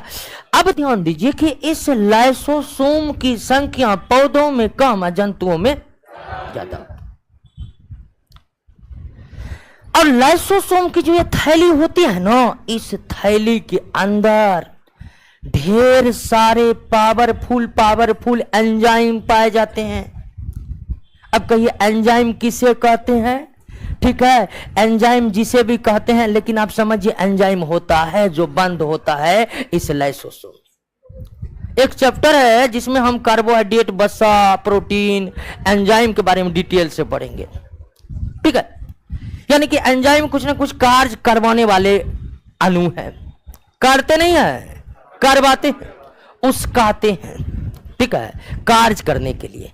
लेकिन इस लाइसोसोम के थैली में जो होता है ना, पावरफुल एंजाइम होता है, जिसका प्रभाव एसिड अम्लों की तरह होता है।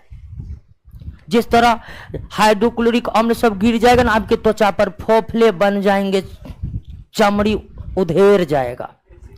एसिड, कुछ एसिड, हालांकि बहुत एसिड को तो मस्ती से खाते हैं, जैसे नींबू का सिट्रिक एसिड मजा ले लेकर खाते हैं। लेकिन कुछ एसिड जो है वो आपके त्वचा पर गिर जाएगा दोस्तों, त्वचा पर फोफले बन जाएंगे, फोफले। ठीक उसी तरह का एंजाइम, एसिड नहीं एंजाइम, इस लाइसोसोम की थैली में बंद रहता है, लगभग 20-21 प्रकार का एंजाइम। और लाइसोसोम की थैली में बंद इस एंजाइम को कहते हैं दोस्तों, लाइसोसोम के थैली में बंद इस एंजाइम को कहते हैं हाइड्रोलाइटिक एंजाइम कहते हैं। क्या कहते हैं? हाइड्रोलाइटिक। इसमें जो बंद है एंजाइम, इस एंजाइम को क्या कहते हैं? हाइड्रोलाइटिक एंजाइम कहते हैं। क्या कहते हैं? तो लाइसोसोम की संरचना थैलियों के समान होती है, जो बहुरूपता को प्रदर्शित करते हैं। यानी कि कोशिका द्रव में लाइसोसोम की थैली सारी एक जैसी नहीं होती है। और इस लाइसोसोम के थैली समान संरचनाओं के भीतर 20-21 प्रकार के खतरनाक एंजाइम बंद पड़े रहते हैं, जिसको सम्मिलित रूप से क्या कहते हैं? Hydrolytic enzyme. Hydrolytic enzyme. Clear हो गया? अब आइए इसके कार्य को देखते हैं। बनी हुई किससे? प्रोटीन, लिपिड से। याद रखिएगा, अधिकांश संरचनाएं कोशिका के अंदर जो बनी होती है वे प्रोटीन और लिपिड की बनी होती है। प्रोटीन और लिपिड की बनी होती है। अधिकांश संरचनाएं जो बनी होती है वो प्रोटीन और लिपिड की बनी होती है। कोई दिक्कत नहीं ना? कोई दिक्कत नहीं दोस्तों। अब आइए ये कार्य क्या करते हैं? जिसके पास इतना खतरनाक एंजाइम है वे कौन सा कार्य करते हैं, ये अंदाज लगाने में कोई आपको दिक्कत नहीं होगा। सबसे पहला काम है लाइसोसोम का, और मुख्य काम है कोशिका को खतरनाक माइक्रो ऑर्गेनिज्म, खतरनाक वायरस, खतरनाक बैक्टीरिया से बचाना। जब कोई हानिकारक सूक्ष्मजीव इसमें प्रवेश कर जाते हैं, जब कोई हानिकारक सूक्ष्मजीव प्रवेश कर जाते हैं कोशिका द्रव में, तो यह हानिकारक एंजाइम जो है दोस्तों, यह हानिकारक एंजाइम, ये हानिकारक नहीं, ये हाइड्रोलाइटिक एंजाइम उस सूक्ष्मजीव पर जाकर के उसे मार डालता है।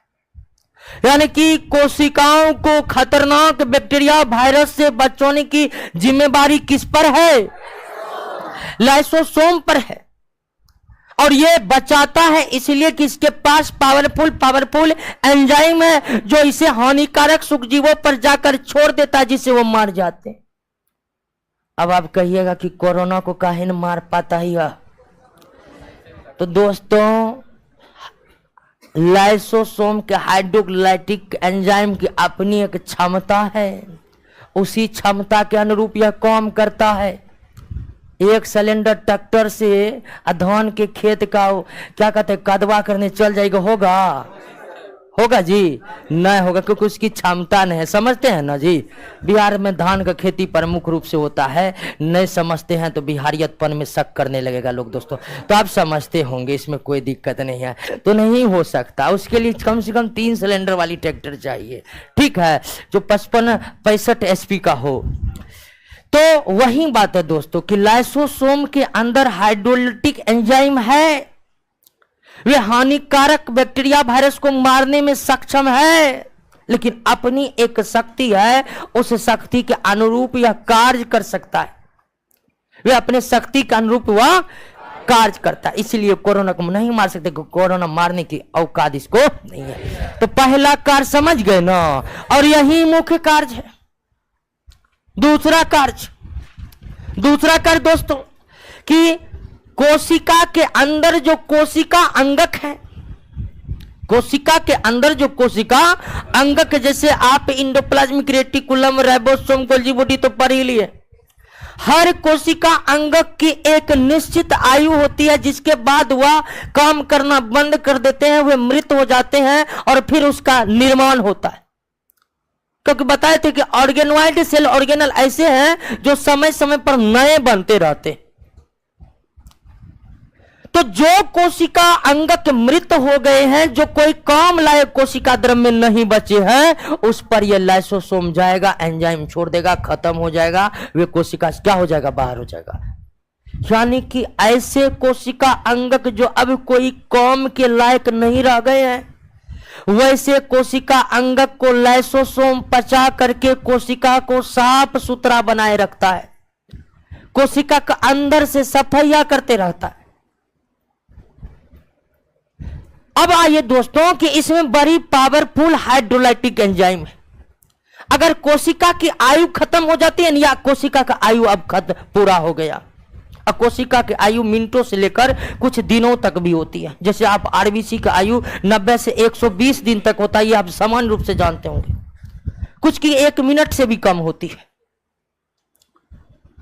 तो जब कोशिका अपनी आयु पूरा कर लेते हैं तो वे मरते कैसे हैं? तो उस समय जब कोशिका की आयु पूरा होने वाला रहेगा, उसका लाइसोसोम अपने आप फट जाएगा।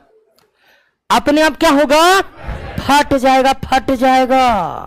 और जब लाइसोसोम फट जाएगा तो उसका एंजाइम सारे तरफ फैल जाएगा, और उस एंजाइम के प्रभाव से कोशिका का सभी अंगक नष्ट हो जाएंगे। और हैरानी की बात यह है दोस्तों कि हाइड्रोलाइटिक एंजाइम के प्रभाव से सभी कोशिका अंगक नष्ट हो जाते हैं और खुद लाइसोसोम भी नष्ट हो जाते हैं। यानी लाइसोसोम खुद अपने ही एंजाइम से अपनी सुरक्षा नहीं कर पाता है जब बाहर से निकलकर उस पर वो पड़ता है। भीतर में कोई दिक्कत नहीं, इसी का एंजाइम इसी पर पड़ गया, मर गया। तो कोशिका जब अपने आयु पूरा कर लेते हैं, कोशिका का जब अंत समय आता है तो ये मृत्यु को कैसे प्राप्त करते हैं? तो अंत समय आते ही उसके लाइसोसोम फट जाते हैं, जिससे हाइड्रोलाइटिक पावरफुल हाइड्रोलाइटिक चारों तरफ फैल करके सभी कोशिका अंगकों को मार देते हैं। और सबसे आश्चर्यजनक बात कि वो लाइसोसोम को भी मार देते हैं। और इस तरह कोशिका का क्या हो जाता है? अंत हो जाता है। कोशिका का क्या हो जाता है? अंत हो जाता है। ठीक है, और कोशिका मर गया। लेकिन जरूरी नहीं है कि कोशिका आयु पूरा करेगा तभी लाइसोसोम फटेगा। कोशिका के अंदर अगर किसी भी तरह का व्यवधान उत्पन्न होगा, करबरी उत्पन्न हुआ, तो दोस्तों तब भी लाइसोसोम फट करके कोशिका को मार सकता है। यानी कि प्राकृतिक रूप से कोशिका को मृत्यु में सहयोग लाइसोसोम करता है। लेकिन ऐसा नहीं कि कोशिका को जवानी में या नहीं मारेगा, जब भी फटेगा तब मार देगा और खुद मरेगा। वैसे लाइसोसोम, कोशिका के बिना लाइसोसोम के अस्तित्व की कल्पना की ही नहीं जा सकती है। तो इस कारण लाइसोसोम को सुसाइड बैग कहा जाता है। क्या कहा जाता है? सुसाइड बैग कहा जाता है। सुसाइड बैग कहा जाता है, आत्महत्या की थैली। और आत्महत्या की थैली इसलिए क्योंकि यह अपनी ही एंजाइम से अपनी सुरक्षा करने में सक्षम नहीं। क्लियर हो गया? लाइसोसोम में कोई दिक्कत? इसका खोज से मात्र एक वैज्ञानिक जुड़ा हुआ है, डी डबे। ठीक है, डी डबे को इसके लिए कब नोबेल पुरस्कार मिला? ठीक है, कोई दिक्कत? गोल्गी बॉडी समझे, राइबोसोम समझे, एंडोप्लाज्मिक रेटिकुलम कोई दिक्कत नहीं, लाइसोसोम में कोई दिक्कत नहीं। आइए अगली संरचना पर।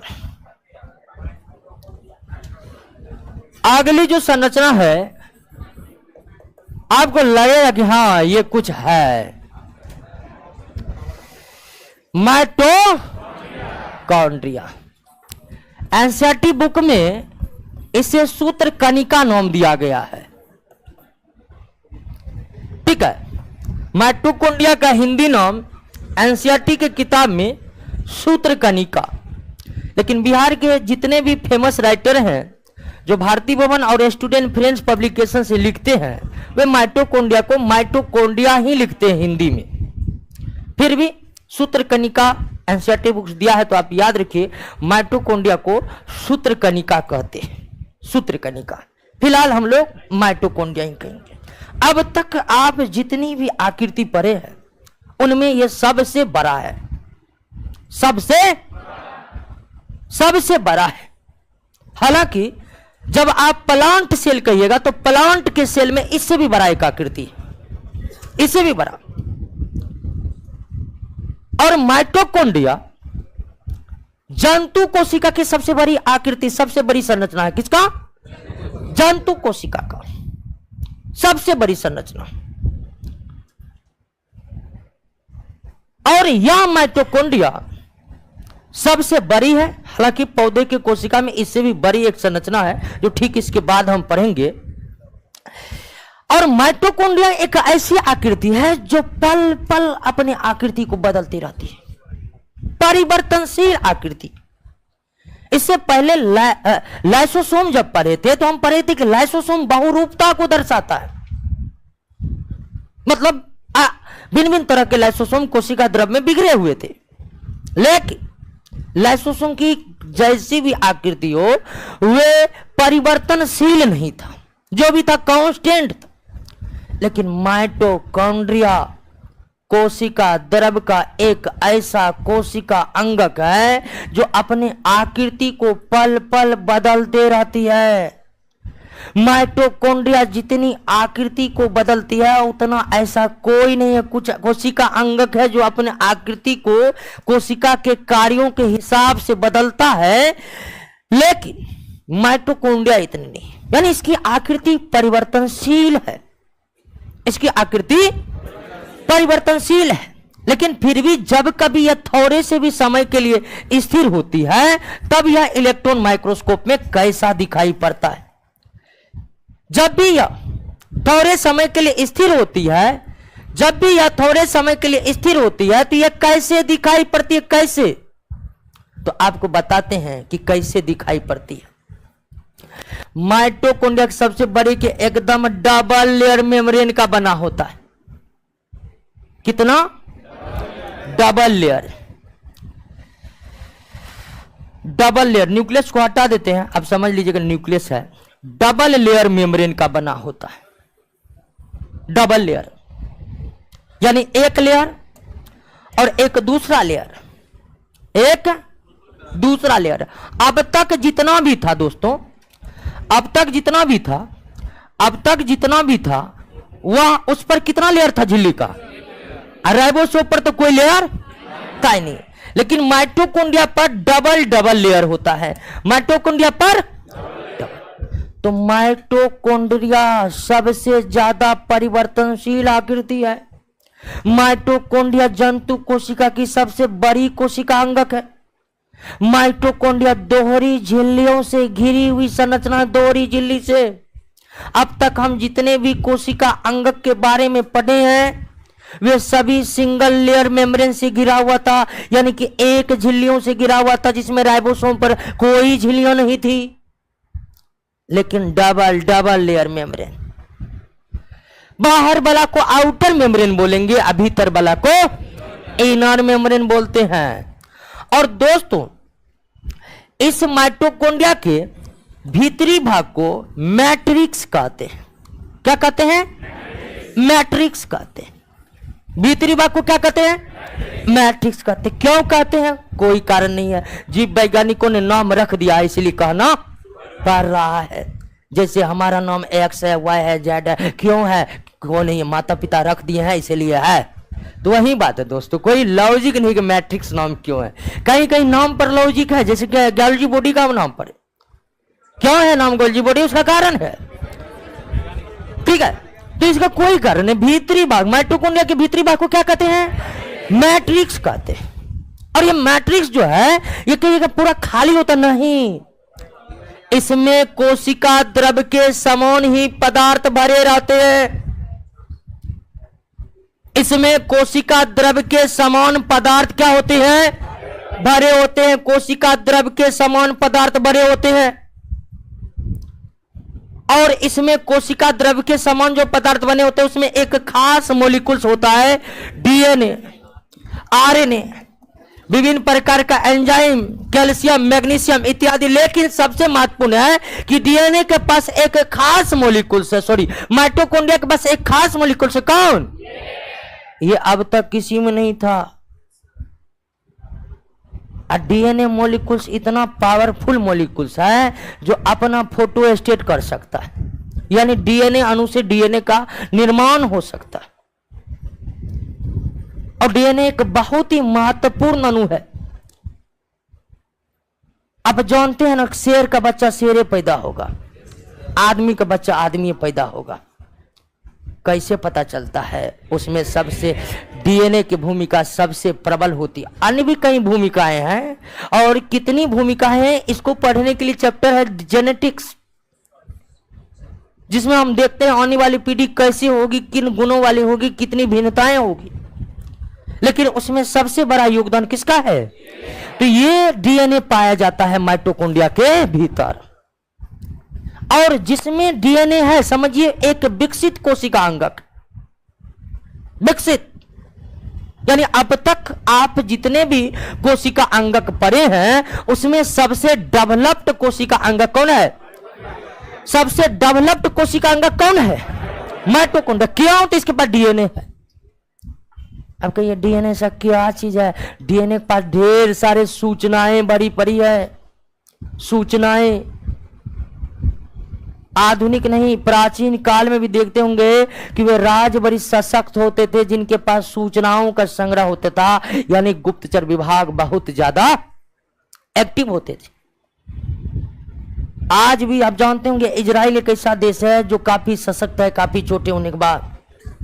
बड़े से बड़े देश को ऐसे का ऐसे कर देता है।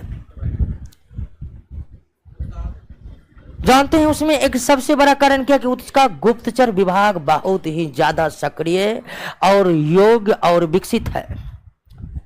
उसी तरह यह डीएनए जो है सेम टू सेम डीएनए सूचनाओं को भंडार है। कोशिका को क्या करनी चाहिए, कब क्या करनी चाहिए, क्या नहीं करनी चाहिए, इन सारी तरह के सूचनाओं का संग्रह किसमें है, और यह डीएनए अणु माइटोकॉन्ड्रिया में मौजूद है जो विकसित होने का निशानी है। तो माइटोकॉन्ड्रिया डबल लेयर से घिरा हुआ, आउटर लेयर, इनर लेयर, और भीतरी भाग को क्या कहते हैं, या भीतरी गुहा को क्या कहते हैं, मैट्रिक्स कहते हैं। मैट्रिक्स यानी समझिए खाली है, इसमें भी तरल पदार्थ यानी कि कोशिका द्रव के समान पदार्थ ही भरे पड़े हैं। कोशिका द्रव के समान पदार्थ ही भरे पड़े हैं दोस्तों, कोशिका द्रव के समान। अब आइए कि इस माइटोकॉन्ड्रिया का जो भीतरी भाग है दोस्तों, ठीक है, माइटोकॉन्ड्रिया जो भीतरी भाग है, इस भीतरी भाग में उंगली के समान उभार नजर आते हैं। ठीक है, उंगली के समान क्या नजर आते हैं दोस्तों, उभार नजर आते हैं। कि बाहरी झिल्ली या भीतरी झिल्ली पर, भीतरी झिल्ली पर, भीतरी झिल्ली पर इस तरह उंगलियों के समान क्या नजर आते हैं, उभार नजर, उंगली के समान लगेगा एकदम कोई उंगली के समान संरचनाएं बना हुआ है। ये बाहरी झिल्ली से नहीं लगी होती है, किन झिल्लियों से लगी होती है, भीतरी झिल्ली से लगी होती है दोस्तों। किन झिल्लियों से लगी होती है, भीतरी झिल्ली से लगी होती है। किन झिल्लियों से लगी होती है, भीतरी झिल्ली से लगी होती है। किन झिल्लियों से लगी होती है, भीतरी झिल्ली से लगी होती है। तो भीतरी झिल्ली से उंगलियों के समान जो उभार जैसी संरचनाएं लगी होती है, उंगलियों के समान जो उभार से जिस संरचना लगी होती है, इसका नाम है क्रिस्टी। इसका नाम क्या है, दो लेयर मेम्ब्रेन से घुरा है। भीतरी भाग का नाम है, भीतरी गुहा का नाम है मैट्रिक्स, और मैट्रिक्स के अंतर्गत सभी कुछ आ जाएंगे जो इसके अंदर भरे पड़े हैं। और उंगलियों के समान जो उभार वाले संरचना उसको क्या कहते हैं, क्रिस्टी कहते हैं। क्या कहते हैं, और ये भी लिपिड और प्रोटीन के ही बने हुए, ये लिपिड और प्रोटीन के बने। तो संरचना समझ गए माइटोकॉन्ड्रिया का, सबसे बड़ा डबल लेयर डीएनए युक्त, डबल लेयर बना हुआ है, डीएनए युक्त कोशिका अंगक है। जंतु का सबसे बड़ा कोशिका अंगक हो जाता है, सबसे विकसित कोशिका अंगक हो जाता है। परिवर्तनशील आकृति है, जब थोड़े भी समय के लिए रुकती है तब इलेक्ट्रॉन माइक्रोस्कोप में कुछ इस तरह दिखती है। उंगलियों के समान जो उभार जैसी संरचना है उसको क्या कहते हैं। अब आइए ये कार्य क्या करते हैं दोस्तों, ये कार्य क्या करते हैं, इसका मुख्य कार्य है श्वसन की प्रक्रियाओं को संपन्न करवाना। इसका क्या कार्य है, श्वसन समझते हैं, नहीं समझते तो कोई दिक्कत नहीं दोस्तों। एक पूरी के पूरी चैप्टर है श्वसन का, रिस्पिरेशन। श्वसन कहां होता है, तो प्रत्येक जीवित कोशिकाओं के भीतर में होता है। कहां पर होता है, तो मुख्य रूप से माइटोकॉन्ड्रिया के भीतर होता है। ध्यान रखिएगा दोस्तों, एक श्वसन है और एक सांस लेना है। सांस लेना छोड़ना श्वसन नहीं है, बल्कि श्वसन का एक छोटा सा प्रक्रिया है। अंतर यह है दोस्तों कि श्वसन में केवल ऑक्सीजन गैस का उपयोग होता है, जबकि सांस हम सभी गैस लेते हैं। आपसे पूछ लेगा कि मानव कौन गैस सांस लेता है, सब गैस। प्रदूषण है तो उसको भी अंदर कर लेते हैं। लेकिन जब यह पूछ देगा कि मनुष्य श्वसन में कौन गैस का इस्तेमाल करता है, ऑक्सीजन का। और श्वसन का मतलब होता है शरीर में एटीपी के रूप में ऊर्जा का उत्पादन होना। तो श्वसन की प्रक्रिया कोशिकाओं में होती है और कोशिका के माइटोकॉन्ड्रिया के भीतर होती है। तो माइटोकॉन्ड्रिया का मेन काम है श्वसन की प्रक्रियाओं को संपन्न करवाना, श्वसन की प्रक्रियाओं को। ठीक है, माइटोकॉन्ड्रिया का क्या काम है, और श्वसन वह प्रक्रिया है जिसके द्वारा शरीर में ऊर्जा उत्पन्न होता है। किस रूप में, आप भोजन खा लिए, पच गया, ऊर्जा मिल गया आपको, नहीं। वे पचा हुआ भोजन कोशिका में जाएगा और फिर माइटोकॉन्ड्रिया में वो पचा हुआ भोजन ऑक्सीजन से रिएक्शन कर क्या बनाएगा, एटीपी बनाएगा, तब आपको ऊर्जा मिलेगा। यानी कि हम जो ऊर्जा खर्च करते हैं, हमारी कोशिकाएं जो ऊर्जा खर्च करती है दोस्तों, किस रूप में? एटीपी के रूप में। आप देखिए तो पचा हुआ भोजन रक्त के माध्यम से प्रत्येक कोशिका तक पहुंचा, फिर जो हम सांस लेते हैं उसका ऑक्सीजन भी प्रत्येक कोशिका में पहुंचता है, और पचा हुआ भोजन ऑक्सीजन से रिएक्शन करके क्या बनाता है? और एटीपी ही ऊर्जा का स्रोत है। और यह रिएक्शन कहां पर हो रहा है? माइटोकॉन्ड्रिया के भीतर हो रहा है, क्रिस्टी में हो रहा है। माइटोकॉन्ड्रिया के भीतर क्यों हो रहा है? तो श्वसन को संपन्न कराने के लिए विशेष प्रकार के एंजाइम की जरूरत होती है, और वो विशेष प्रकार का एंजाइम केवल कहां मौजूद है? माइटोकॉन्ड्रिया में मौजूद है। वे विशेष प्रकार का एंजाइम कहां मौजूद है? माइटोकॉन्ड्रिया में मौजूद। इसीलिए माइटोकॉन्ड्रिया में शोषण होता है। तो माइटोकॉन्ड्रिया का काम है श्वसन को संपन्न करवाना, यानी एटीपी का निर्माण मुख्य रूप से माइटोकॉन्ड्रिया में होता है। और माइटोकॉन्ड्रिया में सिर्फ एटीपी का यानी कि ऊर्जा का सिर्फ निर्माण नहीं होता है, बल्कि स्टोर भी होता है। श्वसन के दौरान लगातार एटीपी बनते रहते हैं, श्वसन के दौरान लगातार एटीपी बनते रहते हैं। और श्वसन के दौरान जो लगातार एटीपी बनते रहते हैं उसका लगातार खर्च नहीं होते रहता है, बल्कि एटीपी का कुछ भाग संचित रहता है, कुछ भाग खर्च होते रहता है। तो माइटोकॉन्ड्रिया में क्या हुआ जी? समेट लिया सब कुछ, अब छुट्टी होगा। हर बार ये नहीं, दरोगा बनना है आपको, ठीक है? हाँ, नीतीश कुमार के स्कूल का मास्टर नहीं दोस्तों, दरोगा बनना है। हर बार बच्चा सबको दिक्कत। आप लोगों तो चाहिए कि कितना ज्यादा से ज्यादा क्लास हो, हैं? बच्चा है कि भूख लग गया, वयस्क हैं आप, भूख को 2 घंटा दाब सकते हैं, क्यों? एटीपी जमा है। देख रहे ना? तो माइटोकॉन्ड्रिया में न सिर्फ एटीपी का निर्माण होता है, बल्कि एटीपी स्टोर भी रहते हैं, स्टोर। इसलिए माइटोकॉन्ड्रिया को पावर हाउस कहा जाता है। क्या कहा जाता है? Power house. तो समझे माइटोकॉन्ड्रिया। एक बार कोशिका अंगक के अंतर्गत माइटोकॉन्ड्रिया दोहरी झिल्ली का है या एकक झिल्ली का बना? माइटोकॉन्ड्रिया जंतु कोशिका की सबसे बड़ी कोशिका अंगक है।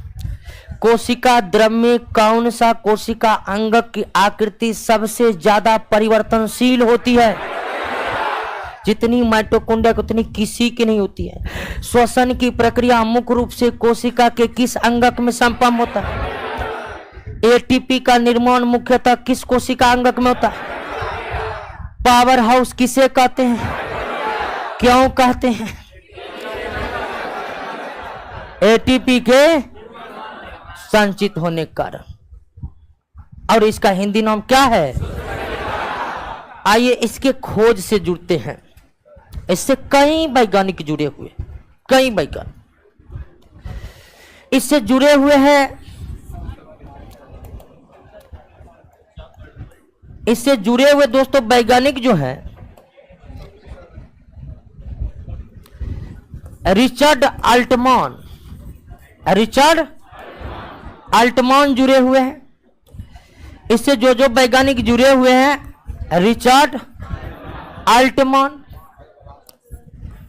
उसके बाद जुड़ा हुआ है बेंडा, उसके बाद जुड़ा हुआ किंग सबरी, उसके बाद कौन जुड़े हुए हैं? वारबर्ग। कई यानी कि 4 वैज्ञानिक जुड़े हुए माइटोकॉन्ड्रिया के कार्यों से और संरचनाओं से। रिचर्ड अल्टमान वे साइंटिस्ट है, वे जीव वैज्ञानिक है जिन्होंने सबसे पहले माइटोकॉन्ड्रिया को खोजा। और रिचर्ड अल्टमान ने खोजकर जो माइटोकॉन्ड्रिया का नाम रखा वो बायोब्लास्ट रखा। आगे चलकर बायोब्लास्ट से नाम बदलकर माइटोकॉन्ड्रिया देने वाले कौन थे? बेंडा। यानी माइटोकॉन्ड्रिया नाम जो दिए थे कौन? बेंडा। आगे चलकर किंग सबरी इस बात का पता लगाया कि श्वसन की प्रक्रिया कहां होती है। आगे चलकर वार्ग वर्ग ने यह पता लगाया कि श्वसन की प्रक्रिया माइटोकॉन्ड्रिया में इसलिए होती है क्योंकि श्वसन को संपन्न कराने वाले एंजाइम कहां पर है? माइटोकॉन्ड्रिया में।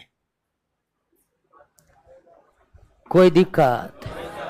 बात को समझे, अंतःप्रद्रवी जालिका को समझे, राइबोसोम को समझे, गोल्जी बॉडी को समझे, लाइसोसोम, इतने कोशिका अंगक से अब कोई भी प्रश्न आएगा तो बना दीजिएगा ना, आपके नोट में ही आएगा कि आपके नोट में बनाइएगा। तो क्वेश्चन नोट्स बनाइएगा। कल रोशन सर का क्लास होगा, कल क्लास नहीं हो पाया था, कल बहुत बड़ा परेशानी हो गया था लगता है कोई क्रिएट कर दिया जानबूझकर, ठीक है। कल एकदम पूरा मेरा सिस्टम ही आग लग गया था वहां पर जनरेटर के जगह पर, इसलिए कल क्लास आपका नहीं हो पाया था, ठीक है। तो कल रोशन सर का क्लास होगा, पुनः हम आपसे परसों मिलेंगे, आगे की चर्चा करेंगे। तब तक mitochondria, lysosome, Golgi body, ribosome, endoplasmic reticulum से जुड़े सारे प्रश्न नोट्स का बन जाना चाहिए, ठीक है। कोई भी दिक्कत है, प्रश्न को बनाने में कंफ्यूजन है, व्हाट्सएप नंबर मेरा पब्लिक किया हुआ है, ठीक है। और कहां है? हर जगह खोजने वाले को मिलेगा, है, ठीक है। तो सार्वजनिक टेलीग्राम ग्रुप पर है ना, टेलीग्राम ग्रुप पर डाला हुआ है, सबको पता भी होगा 90% को, लेकिन व्हाट्सएप का जवाब 11 बजे रात के बाद ही हम दे पाते हैं। कॉल भी कीजिएगा 11 बजे बाद के रात कीजिएगा, ठीक है। अब अभी कोई कॉल करेगा हम उठा पाएंगे नहीं। तो जब भी कोई कंफ्यूजन हो, लगता है कि बात करना जरूरी है या व्हाट्सएप से कोई सवाल लेना जरूरी है, तो रात को 11 बजे के बाद बिल्कुल हम फ्री रहते हैं और 2 बजे तक सर्विस देते हैं दोस्तों, ठीक है। कोई दिक्कत नहीं ना। मिलते हैं अगले क्लास में, कल रोशन सर का क्लास होगा आपका। आइए दोस्तों, ऑनलाइन वाले सबको क्या दिक्कत है, आराम से निकलिएगा दोस्तों। आप योग्य है, इसका परिचय आपको खुद देना पड़ेगा और इस तरह देना पड़ेगा, आराम से निकलिए ताकि लगे कि ज्ञान बिंदु का स्टूडेंट निकल रहा है, ठीक है। चलिए दोस्तों, रोहित आनंद कश्यप, राजीव कुमार, लाल बहादुर यादव जी, कहिए क्या दिक्कत है ऑनलाइन वाले सबको?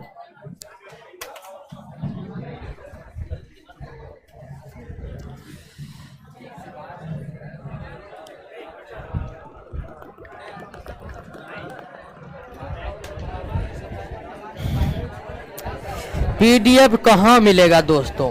पीडीएफ ऐप पर मिलेगा, खंगाल मारिए एक को, कहीं कहीं मिलवे करेगा क्या? पीडीएफ ऐप पर ही मिलेगा दोस्तों। टेक्नोलॉजी रूप से हम भी ज्यादा शिक्षित नहीं है कि हम आपको बताइए कौन, ये आपको खुद पता लगना वो कहाँ मिलेगा। वैसे YouTube चैनल पर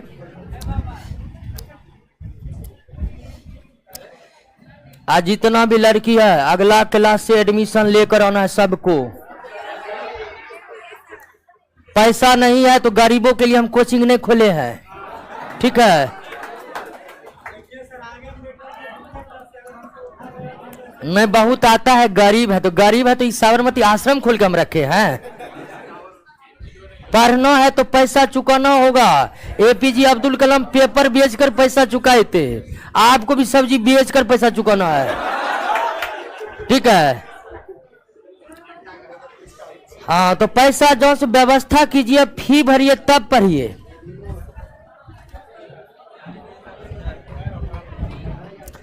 फी कम का, फी तो ऑनलाइन आधा है दोस्तों, ठीक है। ख्वाब रखें कि दरोगा बनेंगे, अब फी में दिक्कत है, कैसे होगा दोस्तों?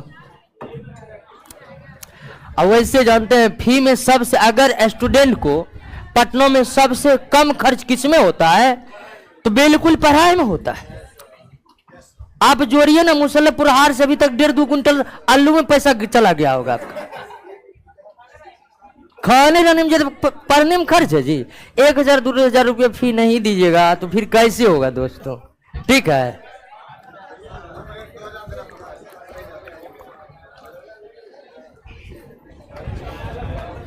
प्रिंट आउट कैसे निकालें?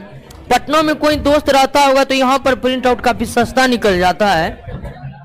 यह सब मंगवा सकते हैं, या एक दिन आप खुद आ सकते हैं पटना, सब कुछ लेकर चले जाइए। ऑब्जेक्टिव का आंसर खत्म करेंगे, उसके बाद दे देंगे।